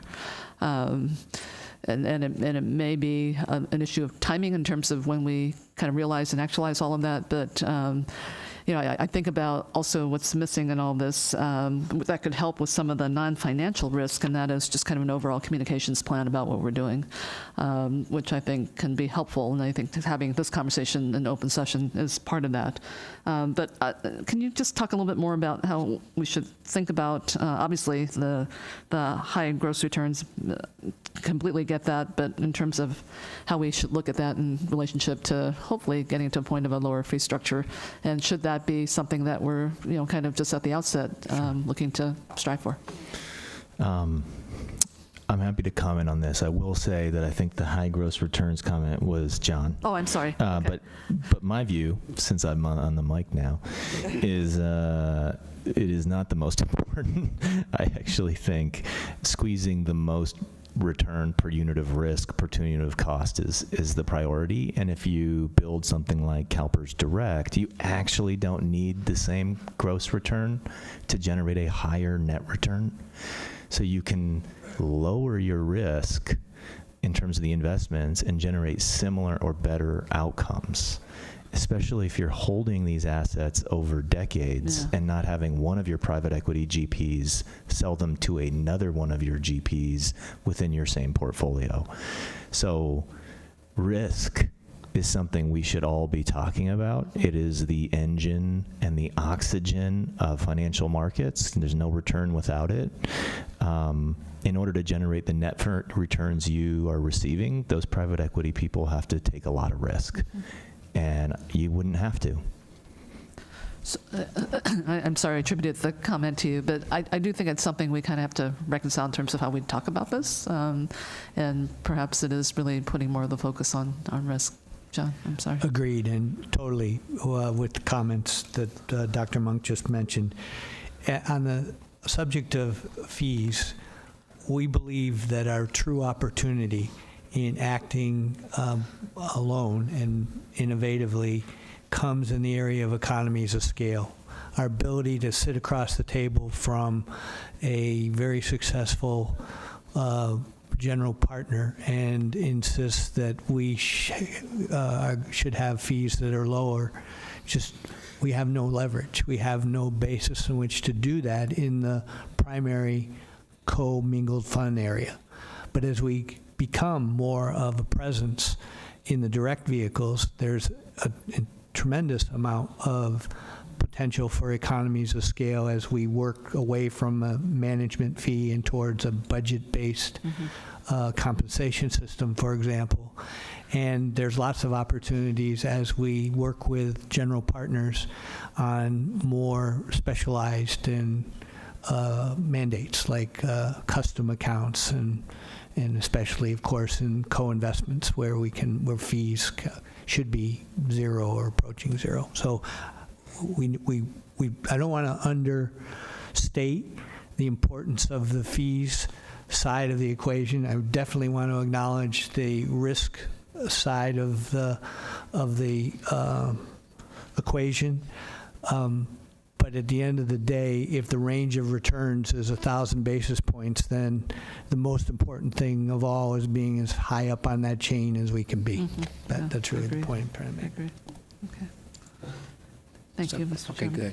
Okay, Ms. Hollinger? Thank you. I want to thank staff and Dr. Monk. Just a really great presentation. And I, as a fiduciary and trustee, I think our main driver fiduciary duty is to increase the funded status of the plan, and returns are the driver. And this CalPERS Direct accomplishes both. And we want to do it in a risk-adjusted way. And we've had a 9-year run in the public markets, and I think if in the next downturn, you're better off in the private markets. So I think this also does this in a risk-adjusted way. It also, as far as our ESG, when you have the optionality of holding companies for the long term, that truly creates long-term sustainability. A lot of times you can create, if you know you're going to sell a company in 5 or 7 years, you may do things that increase the price in the markets, but don't necessarily contribute to the long-term sustainability. And Ms. Shi, on fees, I think eliminating the buying and selling of companies in our own portfolio by the current business model of holding something 5 or 7 years, that is an extraordinary savings to us because we're really trading on our own portfolio. So I am very encouraged and look forward to getting the governance structure that enables us to move forward. Thank you. Okay, thank you. Ms. Brown? Thank you. Dr. Monk, I want to follow up on Ms. Mather's point about alignment of interest in this new CalPERS. I like captive GP model. I kind of like that. I'm sure we won't want to say that more than today. But I'm wondering how we get that alignment of interest when no CalPERS board member would be on this board. I don't know if you're aware of that, or we would select the board that's going to govern the new direct system. I'm just wondering how we get that alignment of interest. You can't write everything in that agreement, that LPA. So I'm just wondering how we get there. And if you know that the current governance structure, which is so important, doesn't have any CalPERS appointees or any CalPERS members on the governing boards of this new entity we're forming. Sure. So it's not a new problem. We can point you to sovereign funds and pension funds that use double arm's length nomination procedures for boards of directors. Mr. Costigan mentioned OMERS. They run a similar nomination procedure for the investment committee overseeing the investment organization. New Zealand Superfund uses a double arm's length process whereby a board of guardians, I believe, choose the board members from a list of qualified candidates. And so it would be the job of this board, as I understand it, to define that nomination procedure and determine the qualities that you would like to see on a board of a private equity entity, and then set the terms, and then ideally, as part of that initial governance process, understand what are the delegations of authority in painful detail for what this organization can do, and do without having to get input from their board and from this board. I'll tell you that I used to believe that the signal of a great pension plan was the nomination procedures of the board of directors. And over time, I've changed my mind because I've seen a bunch of wonderful boards with weird nomination procedures. But it's the delegations of authority, that delegation framework. If you show me 50 pension plans and their associated delegation frameworks, I can probably point to you the plans that are having the most success, but just based on looking at that delegation framework. So that will really be a critical component of this organizational design. Thank you. Okay, Mr. Slayton. Thank you, Mr. Chair, and I want to thank staff for developing this presentation and inviting Dr. Monk, and thank you very much for being here, because this has been quite a great experience for us to be able to have your knowledge shared with us, and I appreciate your dedication as a Californian and your interest in helping us succeed and in the future. I want to come back to a couple of things. I'm intrigued by, and it's the first time I've really heard it framed the way you framed it, which is by restructuring how fees are paid under this new model, we in effect can get the same return with lower risk. I'd like you to expand a moment on that issue. And then the other one is, you talked early in your presentation about the amount of private equity that funds are doing today, and we have a target of 8 to 10% is kind of where we seem to be going. Is that the right number, or is that too low? Is that a return target just for private equity, 8 to 10%? Amount of assets. Amount of assets invested. On the first part, you can think of a return as being a function of a number of things. People talk about information ratios and Sharpe ratios and all these things, but let's just say that the risk that you're taking in the portfolio minus the cost of accessing those risks will generate the return. If you can remove the costs, you can reduce the risk, just like it's a simple analytical framework. And you can think of it like buying a piece of infrastructure. When a private equity GP was buying a piece of infrastructure through a private equity structure with a 2 and 20 fee arrangement, that piece of infrastructure is a cash flowing asset. It's a pretty simple asset. But in order to make that asset perform in such a way that the private equity GP could capture their carry, they would have to do wacky things with it, like lever it up, create a bunch of different interesting structures. So that's increasing the risk of a pretty basic asset in order to meet the return requirements to cover their cost and your net return needs. If you can remove some or change, you're not going to remove it, but if you can change the way those fee structures are defined, you can get that alignment of interest. And that's why we talk so much about aligned intermediaries. It's like, how do we take CalPERS and build an intermediary that aligns them to the underlying asset and not allow that underlying asset or the fee structure between them change the nature of the risk? It happens more than you'd expect, where the productization of the asset actually changes the risk profile. And that's what you'd like to avoid as a long-term investor. Your second question about the asset allocation target in private equity, I'm going to punt on that one. To answer that really well, I would probably want to spend a week understanding your portfolio, your comparative advantages, your future liability structure, and try to think about how private equity fits into that. My guess is as the plan matures, you're going to move more quickly towards cash-yielding assets like infrastructure, agriculture, things like that, and away from things that are all about capital preservation. But I don't remember what the maturity level of the plan is right now. So, Okay. Thank you very much. And I just think that I'm also persuaded by your issue that you discussed of timing and the fact that it's not going to get better where we are today. And that, to me, is an extremely important takeaway, that I'm not sure we really have. We have a lot of choices in how we design this and how we construct it, but I don't think we have a lot of choice about doing it. I think we're going to be compelled by the marketplace to do it. I would agree. I mean, I think that moment that we're in right now, it's exciting from my perspective because I get to sit here and help you think about designing new vehicles. You're not alone. I mean, you guys are on a journey that I can think of probably 20 or 25 plans like you right now are saying, how are we going to do this? So, you know, if any of you want introductions to your peers to talk about what they're doing, this is a common problem. Okay, thank you very much.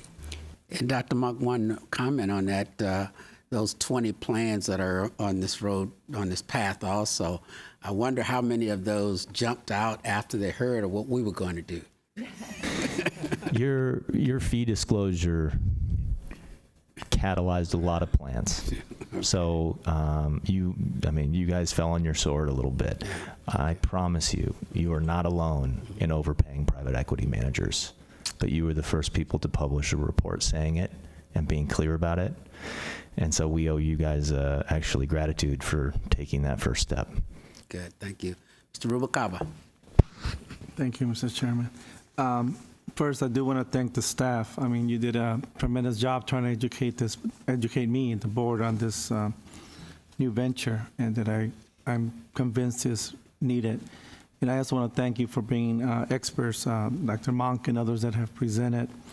And I think one thing coming into the board is there has been a history of guiding principles over governance and sustainability that I think this board will carry forward.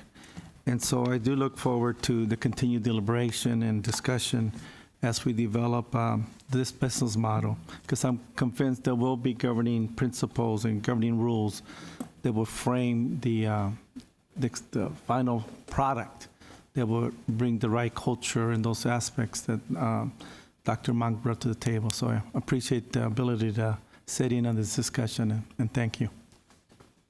Okay, thank you. That concludes the questions from the committee, and I think you've heard that this is a very important project, and it's refreshing to see that we're kind of all on the same page as we move forward in this regard. So we want to thank you again for the report, and thank you, Dr. Monk, for being here to provide your insights and information with us.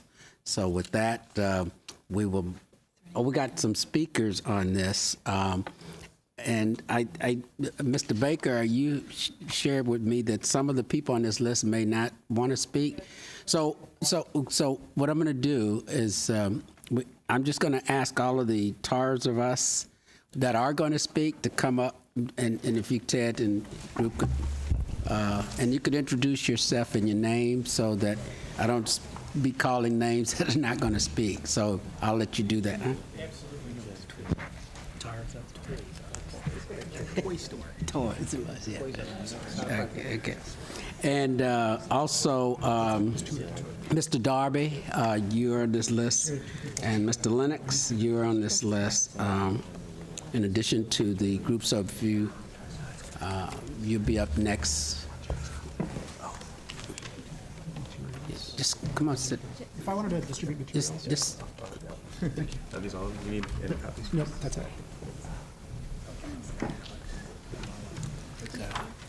We're just going to switch. Okay, and the process is that for those that are going to speak, please indicate your name and the organization which you've already listed. But you will have 3 minutes to speak, and this light right below my name, I think here, will advise you as to how much time you have left during your comments. Perfect. Okay? And the light will come on once you start to speak. Great. Okay? Go ahead. Okay. Good afternoon, Mr. Chair, members of the board. My name is Jim Baker from the Private Equity Stakeholder Project. Hearing the discussion about interest alignment and about partnerships, have an issue that I think is relevant to the current discussion. Also here with on behalf of the Center for Popular Democracy and the organization United for Respect, which work with retail workers. As you know, CalPERS is among private equity firm KKR's largest investors, having invested over $1.2 billion since 2012. CalPERS also invested $150 million in the KKR Millennium Fund, which owned retailer Toys R Us until KKR, Bain Capital, and Vornado took the firm into bankruptcy last year. CalPERS is also among Bain's largest investors, having committed at least $500 million to Bain Capital since 2012, although is not in the Bain Capital Fund that owned Toys R Us. In March of this year, Toys R Us announced that it was liquidating, closing nearly 800 stores throughout the United States and terminating 33,000 employees, including 113 stores and thousands of employees here in California. Toys R Us collapsed under more than $5 billion in debt piled on by private equity firms KKR, Bain, and Vornado following the 2005 leverage buyout. When the company filed for bankruptcy in September, it disclosed it was spending around $400 million a year just to service that debt. While 33,000 employees are out of work and limited partners such as CalPERS got wiped out, KKR, Bain, and Vornado appear to have profited from the $464 million in fees and interest that they collected from Toys R Us during the period that they owned the company. Toys R Us employees have asked KKR, Bain Capital, and Vornado to pay severance to laid-off employees out of the fees and interest they collected from Toys R Us. A copy of the letter employees sent is in the packet. More than a month and a half later, KKR, Bain, and Vornado still have not responded to employees' request. So investors wiped out, 33,000 people out of work, no response from KKR or Bain Capital. KKR and Bain Capital's refusal to even talk to Toys R Us employees demonstrates a profound lack of integrity. The fee structure that KKR, Bain Capital, and Vornado put in place further incentivized them to use debt, which ultimately proved to be Toys R Us's undoing. So every time Toys R Us added debt, they got a fee. So I guess by saying nothing, allowing KKR and Bain Capital to keep the fees and interest they drew from Toys R Us and continuing to give more money to KKR and Bain, CalPERS will encourage KKR to act in its own interests rather than the interests of investors and stakeholders such as employees. Last week, the $93 billion Minnesota State Board of Investment halted new investments in KKR pending a review of the transaction. We ask CalPERS to do the same. Okay, thank you. Hello, my name is Sandra, and I'm a manager at Toys R Us at the Ontario location here in California. I started out as a seasonal part-time associate 22 years ago. I worked my way up while raising 2 kids as a single mother. I have missed football games, cheerleading competitions, family barbecues, Thanksgiving, Christmas, 4th of July, and even the healing of my daughter after her ruptured appendix. Our work in retail has value for the families we help at the stores and our families at home. We can't let Wall Street and we can't let Bain and KKR take it all away. We are fighting for the future so our kids can work and feel valued. Please, I'm asking you to do your homework and make sure you're not investing in companies that are all about corporate greed instead of workers' needs. Thank you. Thank you. Hello, my name is Colleen Clevin, and I live in Martinez. I've been working for Toys R Us for almost 2 years now. In fact, it would be 2 years in October if the company wasn't going out of business. I am a floor associate and toy specialist for the company, and I've also been taking care of my 68-year-old father while working for this company, and my father's health is not doing too well. When I had found out that Toys R Us was going to start liquidating its operations, I freaked out. I didn't really know what to do. My family depends on me in this job to take care of everything. We have 8 animals that we live with, and I'm living in a 2-bedroom, 1-bathroom house with 5 other people because I can't afford to get a house or an apartment on $11.75 an hour. When I joined this movement, I had originally joined for my coworker who had been with the company for 38 years, and I wanted to ensure that he was able to get all of the money that he had earned from this company. And now I'm joining this fight to make sure that my future kids, if I ever have kids, will be able to have a good amount of money to live off of. I'm asking that Bain Capital and KKR seriously do some research and actually look into more. Sorry, I'm really nervous.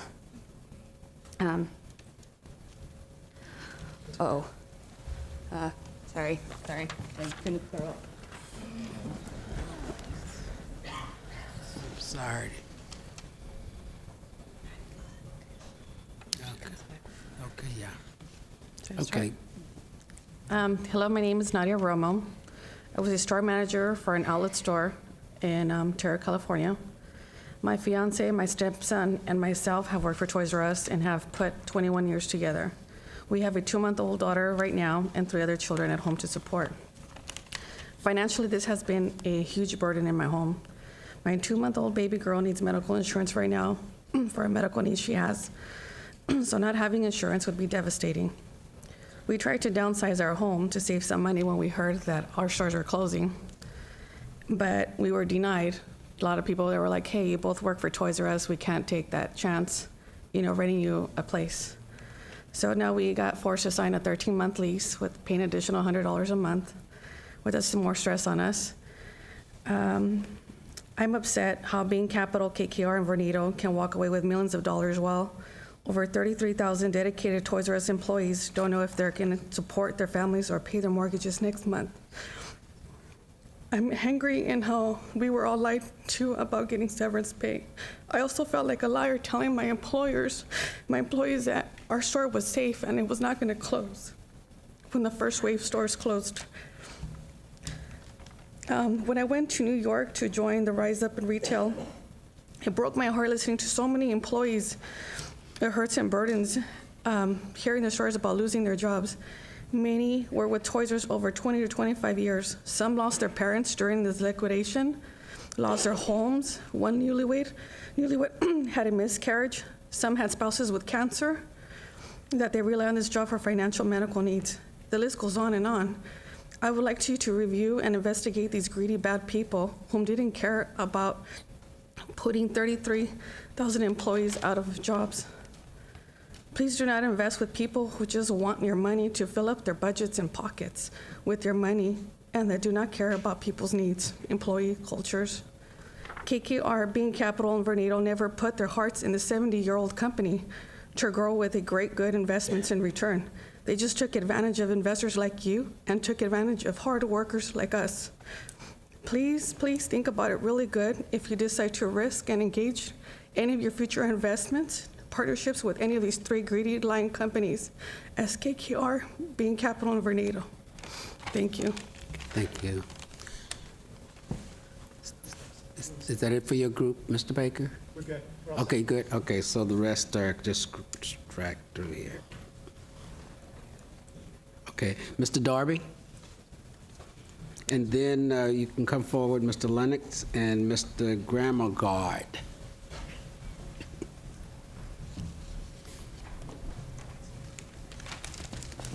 Excuse me. Good afternoon, Mr. Chairman and members of the board. Al Darby, Vice President, Retired Public Employees Association. RPEA applauds this new PE initiative. We've long recommended more PE investment, and we agree with continuing and expanding our PE position. We question the forming of another Bain Capital or a new administration entity that this kind of flies in the face of transparency and efficiency. The fund has been attempting over the past few years to eliminate cost, and this certainly is not moving in that direction, forming a new entity to oversee this new initiative in private equity. In addition, Ted Eliapius had just told us that outside managers largely underperform, so why not use our own PE staff, except to maybe beef up Pillar 3, which is the venture capital portion. We may need some more expertise there. Pillar 4 may also need some additional staff. However, a consultant or consultants might be the answer to beefing up that area. So we really question, whether deviating from the Canada model is really necessary. It just doesn't increase transparency or efficiency. The goal is to lower fees, and we need to invest in fewer outside managers and use the internal staff to a greater degree. The goal is to get into the recent trends. It looks as if we're trying to time the market, and according to recent reports, this is probably the wrong time to go into this to the market. However, that depends on the efficiency of the staff in selecting the right opportunities. The other thing that happens here is if we form this new entity, we actually increase the importance of the outside managers and increase the cost of the outside managers, because it's already the seller's market, and finding these people to do the job is even more difficult and costly. Thank you. Okay, thank you. Thank you. Good afternoon, Chair and members. Derek Lennox on behalf of the School Employers Association of California and the Small School Districts Association. You have many, kind of granular and intricate decisions ahead of you on how to move forward with this, but our message today is more on the big picture side, which is we support your efforts to be creative, to be aggressive about capturing risk-adjusted returns in today's market. We feel like on the employer side, we like to be good partners with you, and in some respects we don't have a choice. We pay the rates that we're given, but at the same time we try to do things like support the lowering of the discount rate down to 7%. And work with you on the amortization policy, because they're the right things to do. This, in our view, is you and your great staff upholding your end of that kind of partnership as well by looking for ways to make those investment returns and ensure that schools can remain fiscally solvent as well. So we really appreciate that, and we know that it's going to be a long discussion ahead, but I wanted to let you know in person that you do have support from school employers who are thinking about the same big picture issue of fund status that you are, but we're happy you're taking on this project as well. Thank you. Okay, thank you. Good afternoon, Chairman and Board. Alex Gamelgard on behalf of the California Police Chiefs Association, and I would echo a lot of the things the previous gentleman just mentioned in that our interests are very similar. For starters, thank you for the work you do. You're an integral part to a sustainable workforce in California, particularly from our interests as it relates to public safety, and ensuring that we have a viable and robust and long-term CalPERS system is important to the work we're doing. In our industry, the most uncertain future-looking issue that we're dealing with is the cost of CalPERS as it relates to our police officers long-term. As it relates to the private equity model and CalPERS Direct, CalChiefs has an interest in ensuring that the CalPERS investments are as successful as possible, and we believe that your efforts and taking note of the importance of the thoughtful efforts to creating a good CalPERS Direct model is very important to us. Investments with a lower performance have a direct impact on our resources, and with the roll-up rates that we're seeing as a result of some of the what we anticipate seeing as a result of some of the recent decisions, which we also believe are very important, such as the lowering of discount rate and amortization, will have significant impacts on our budgets. And so it's important that we're looking at ways to fill that other portion of the CalPERS buck, as we've seen graphically represented. So as such, CalChiefs encourages you to take actions in a thoughtful way to move forward on this initiative and to bolster the earning potential of CalPERS to ensure its sustainability in the future and ensure public safety in California. So thank you. Okay, thank you for your comments. Okay, so that completes the discussion of private equity business model alternatives. So now we will go to item 9C, corporate board diversity update.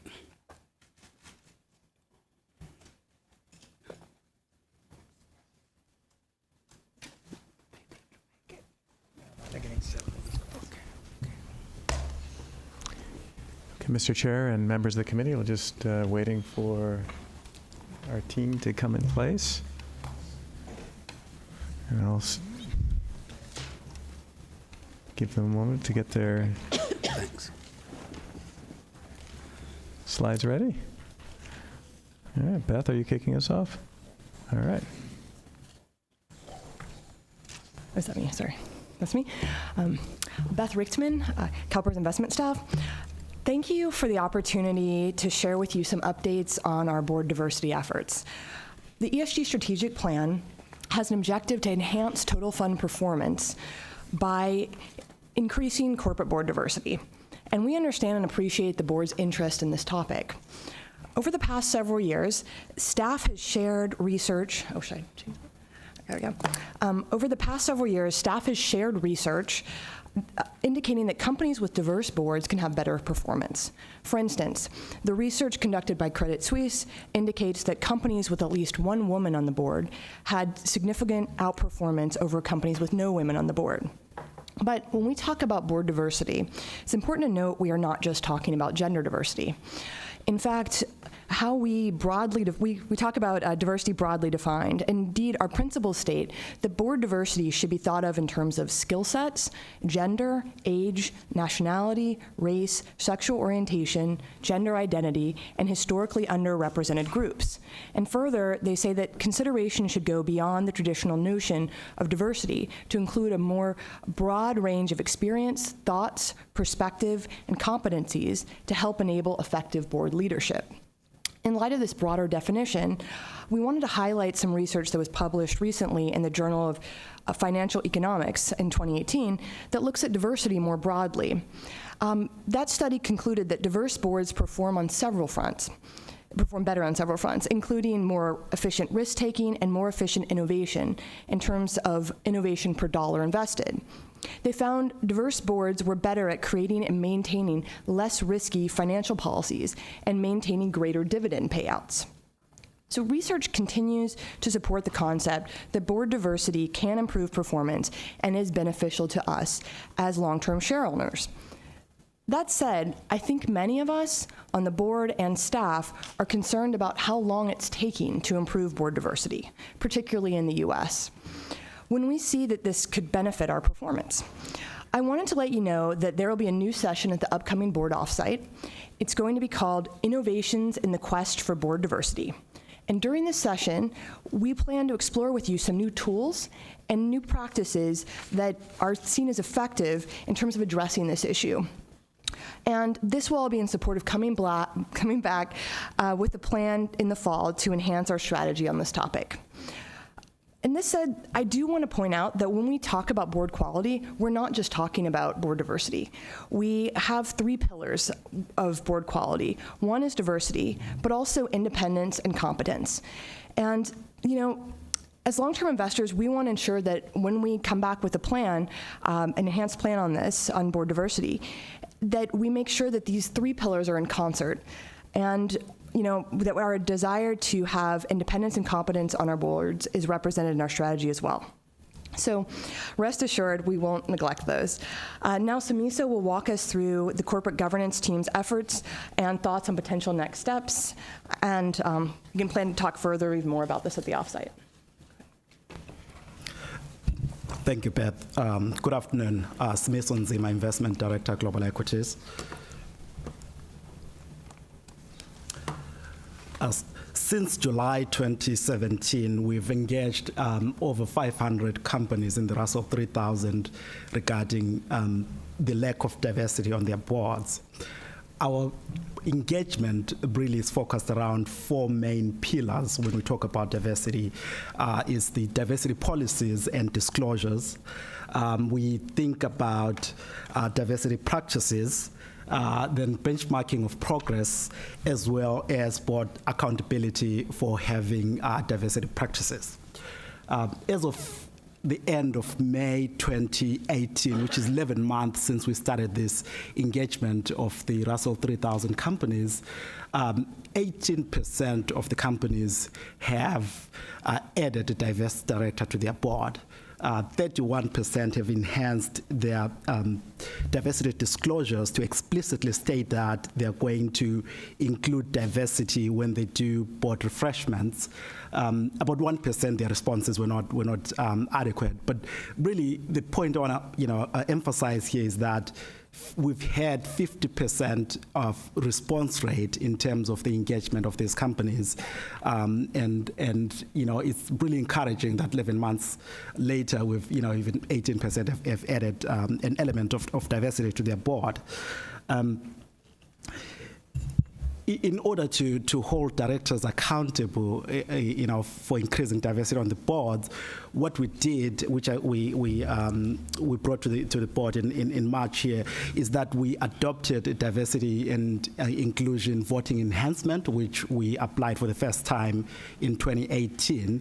And this really enhancement really was about withholding votes from a combination of board chairs, nominating and governance committee members, and long tenured directors, where we felt that these companies are not making progress in terms of board diversity. And we've actually withheld vote against 271 directors at 85 companies as of the end of May this year. We also ran proxy solicitations where diversity proposals were filed by other investors, and the 2 companies listed there. When you look at the level of support, it seems relatively low, but really when you think about it, the first company is 78% controlling shareholder and the other one is 62% controlling share owner. So if you actually adjust for the non-controlling share owners, those proposals got about 65% of non-controlling share owners votes cast, which is really encouraging, and which is something we'll continue to do in terms of running proxy solicitations, even where the proposal is not filed by us but are filed by other investors. The last point on this slide really is the 3D, which is the diverse director data source, which was transferred to the Equila Diversity Network, and over 200 public companies have signed on to search for candidates over there, and we have 14 candidates within 3D that have been appointed to company boards. What are the potential additional steps that are going to take?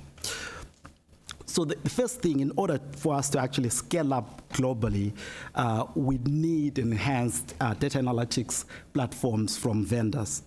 This is really important because it will allow us to benchmark not only within the U.S. but regionally and so forth. And as Beth mentioned earlier, we're coming back at the offsite in July.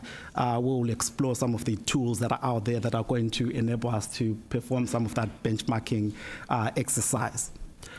The second point is around the mandatory disclosure, on the issue of diversity. And the really three main points I want to make here in regard to the current SEC disclosure regime. The first point is that the current disclosure regime really does not provide firms with a definition of diversity. So what you get right now, there is no standardization around what diversity means. So some companies will choose to include socio-demographic information such as age, race, gender, ethnicity, while some companies will only focus on terms of experience, skill sets, and education. So you really don't have that standardization that enables you to sort of benchmark, in terms of different companies. The second thing is that the current disclosure really does not require firms to consider diversity in their director nomination processes. What it actually does is that it asks them to describe whether, and if so, how they actually implement and consider diversity. And the last point in terms of the current sort of disclosures is that there's no requirement for firms to actually, adopt a diversity policy. Rather, the requirement is that if they do have a diversity policy, then they should, disclose how that works. The third point I want to make is on the KPIs. So what we've done, we've gone back and looked at the KPIs on our diversity and inclusion initiative under the ESG strategic plan. And currently, as it is written, it says that all public companies which CalPERS invests have an element, a dimension of board diversity. What we're going to change is really to have this new, enhancement and have sort of a broader definition in terms of diversity, where we look at the level of board diversity that reflects the company's business, workforce, customer base, and society in general, taking into account the fact that society changes with time. So that enhancement, what it will do really for us is to enable us to file majority vote proposals at some of the companies that lack diversity. And why is this important? This is important really in terms of when we have those withhold votes, we want to have sort of teeth behind those withhold votes, because if a company does not have majority vote in their principles, then really there's no way, those votes are really just there and they're not really effective. So we'll be planning to file majority vote proposals at companies next year. And then the last point really is around collaboration with other investors and thinking about how we advance this in terms of a market-wide approach and trying to get good results and better diversity amongst the companies that we invest in. At this point, I'll stop and take any questions. Thank you for the report. Mr. Juarez. Yeah, thank you very much, and thank you for the very exhaustive report. I know it's welcome from our perspective, from the Treasurer's perspective, because this is an issue of great importance to him. I had mentioned at the May meeting that we were contemplating coming forward with a proposal. Subsequent to that, or after that, I should say, I got a call from Marcy and from Ann Simpson to talk about whether or not we could work together on this in terms of where you were already headed and where the Treasurer would like to see you get to. And I said that after talking with the treasurer, I thought that was a good idea. And so we've been discussing various ways to create a multi-step process that you've already, I think, sort of spoke about in terms of starting with the July meeting, where we'll get some presentations on maybe some databases that will help us better identify the actions of companies and what they've been able to do as a measurement of progress. And certainly we're going to support that. And then hopefully in the fall, certainly before the treasurer leaves office, we're hoping to have brought this further along to maybe there's some policy changes that we might adopt in that regard. But I did want to share with the board in particular, but also with the staff, and as I've also already shared with Marcy and Ann, some objectives that we believe are important to this discussion, and we hope that the board and the staff will take to heart and hopefully keep them in front of the board and our staff as we go forward. The first of these is more direct board involvement as we do this discussion, and I think what we're thinking about there is that the treasurer would like to see at least one investment meeting annually, if not totally dedicated to this issue, that it's a good part of the discussion so that in fact the board is wholly invested in what the activities of the staff are relative to corporate diversity and making sure that in fact that occurs routinely on an annual basis. And so we would hope that that would be something that we could entertain. Clearly, I think the staff has identified this, but we do need more accountability from the boards in which we invest. And we're certainly open to starting with the top quartile or whatever means that it seems appropriate to go after those that should be taking proactive actions in this regard. The results of your survey, I think, show that, in fact, a lot of companies are basically ignoring us. They're getting a free pass for what we have to assume is very poor behavior in terms of the value of adding to their own corporate boards in terms of diversity. And so we need to be, I think, a little bit more upfront as to how we will consider actions by those boards, both in terms of responding and then also measuring the progress of those boards. We should have a place at which we can start and say, what has this company done over the course of a couple of years to show us that they're dedicated to this issue? We don't think everybody necessarily is going to come up to the standard right away. And so on that, we just feel that we should make sure that, in fact, we're holding them accountable both for responding but also for then taking the appropriate actions. I think the last thing that, the last objective that we would like to see the staff and the board tackle has to do with the establishment of bottom line conditions and criteria when we use our proxy vote. So that, in fact, if a board has no diversity of any sort on it and we're investing in it, I think that raises a very serious red flag. And while we certainly recognize that we may need other factors to go into the determination as to whether we pull money out of that particular company or that we exercise our proxy action, we believe that no progress or zero diversity on a board is a very significant factor that that we should take into account as to whether or not we're going to continue to do business with that firm. And so we will spell these out in much more detail as we go forward, but we welcome, I think, the offer and the outreach that has been done by staff. We want to continue to work collaboratively with you in this regard, and we'll certainly be very seriously engaged with you along the way and see what we can come up with in terms of prospective changes. I want to thank you, and I want to thank Marcy and Ann for their willingness to reach out to the Treasurer's Office. And with that, I'll turn it back to the chair. But again, thank you for your presentation. Ms. Mather. Thank you. As you've noted, Ms. Rickman, clearly there is a connection between performance and the diversity of the board. And that's why we care about it. We care about it because even companies that are performing fine, we want them to perform better. And certainly companies that are underperforming, we want them to perform well for the long term. And so I think this is a really essential topic, and I'm glad it's one that we've incorporated into our 5-year strategic plan as one of our top 6 priorities, and one I'm glad we're spending so much time and resources working on. Couple of things. One is I support the enhanced KPI language that you have articulated on page 4 of the presentation. I think it does add. It does add quite a lot of context to the KPI, and I think and so I appreciate that. Obviously, one of the things we've learned over time.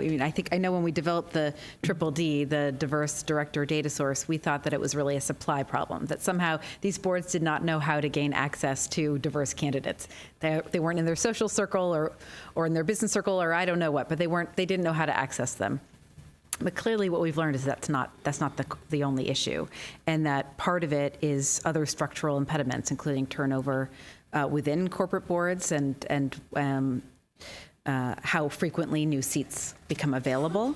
Majority voting is a key issue that has been highlighted, particularly in connection with those companies who've been non-responsive to our request for enhanced diversity and focus on that within corporate boards.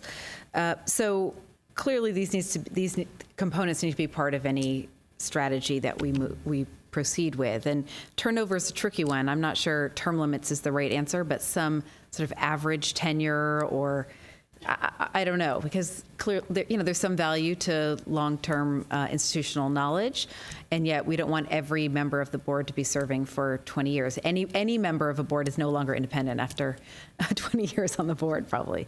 So anyway, so one last question, maybe that was really more of a statement, but one last question is really about SASB as the Sustainable Accounting Standards Board, which we have really supported their work. How are they looking at diversity, and are they looking at it across all industries that they're developing disclosure around? And so that's a question. I don't know if you have the answer today, and if not, we can talk about it another time. Maybe we'll bring that back.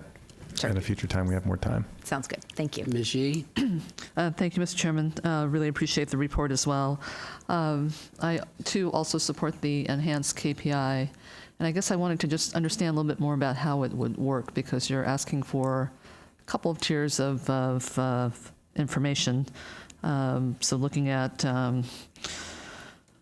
the information has compared to the company's workforce and business, and then to its customer base, and then to society in general. So, obviously society in general is kind of what we hope they can kind of take a look at with respect to the broadest diversity to be achieved. But is that, just kind of give me a flavor about how that information will be used in an engagement. Thank you for the question.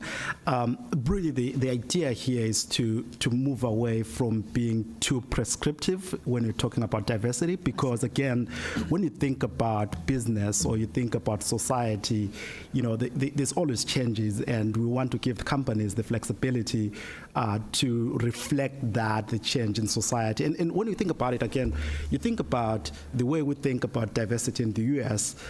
Diversity in the U.S. it's not the same sort of lens that you view with it in Japan, for example, other markets. So you want to, have that flexibility in terms of the definition. But again, we'll be looking at all elements of diversity as opposed to having a dimension of diversity as the KPI. Really, this is more broad and really aligns with our definition of diversity, which is in the principles. Okay. Good. Thank you. Beth, I'm sorry. But I will say, I think some key elements that are added to this KPI that I think are important are that the board diversity will also reflect the customer base, the workforce, and society in general. Those are, the workforce and the customers, we do want to make sure that the diversity on our boards, is additive in terms of perspective that helps make the companies better businesses. And so that is something that we'll be looking at exploring a little more in the offsite in terms of the types of databases and tools. But also, to Ms. Mather's point as well, I think one of the speakers of the offsite will be talking not necessarily about a database, but just practices that have been effective in getting diverse elements added to boards, because I think we need to open it up to look more about what is effective. How do we achieve this goal? Okay. And then on page 3 of 7, you highlighted 2 companies, Pilgrim's Pride and First Hawaiian, where they are the overwhelming control, have overwhelming control of the shares. So what's the expectation of a proxy vote in those instances? What we're going to try and do is really to talk to the controlling share owner and figure out how to proceed this. We've already, we tried to reach out to the right people, at Pilgrim's Pride.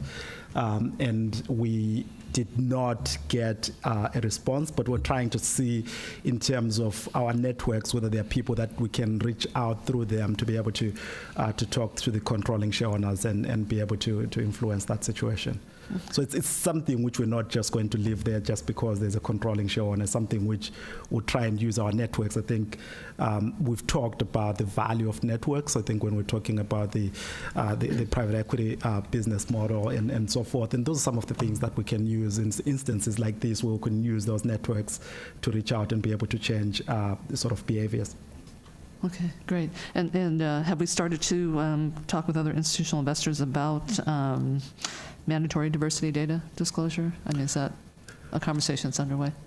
We have talked to other institutional investors sort of on a one-off basis as opposed to sort of in the view of a coalition, for example. I think the two components here, when you think about a coalition takes a long time to build, and we don't want to wait, until we've put a coalition together. If you think about the Climate Action 100 coalition, I think Anne is right here, and she would tell you that it took quite a time to bring people together and agree on the terms and so forth. So that takes longer. But in the interim, before we actually get to that coalition, we've been talking to a number of institutional investors as well as other asset managers and other funds, just to see what we can do. And for example, I mean, you look at, in 2015, we did, file and write a petition with the SEC in terms of getting, better disclosure around this issue. And we've been supportive of, New York City funds in terms of some of the work that they're doing around this. So our approach really is multi-pronged, and we don't want to wait until to build a coalition. We want to be able to, even for those institutions that are already there, we want to be able to start moving in that direction. Okay, great. Thank you. Okay, we're going to have to take a break because we got another request to speak, and also we have a request for public comment. So let's take a 10-minute break, and we will reconvene.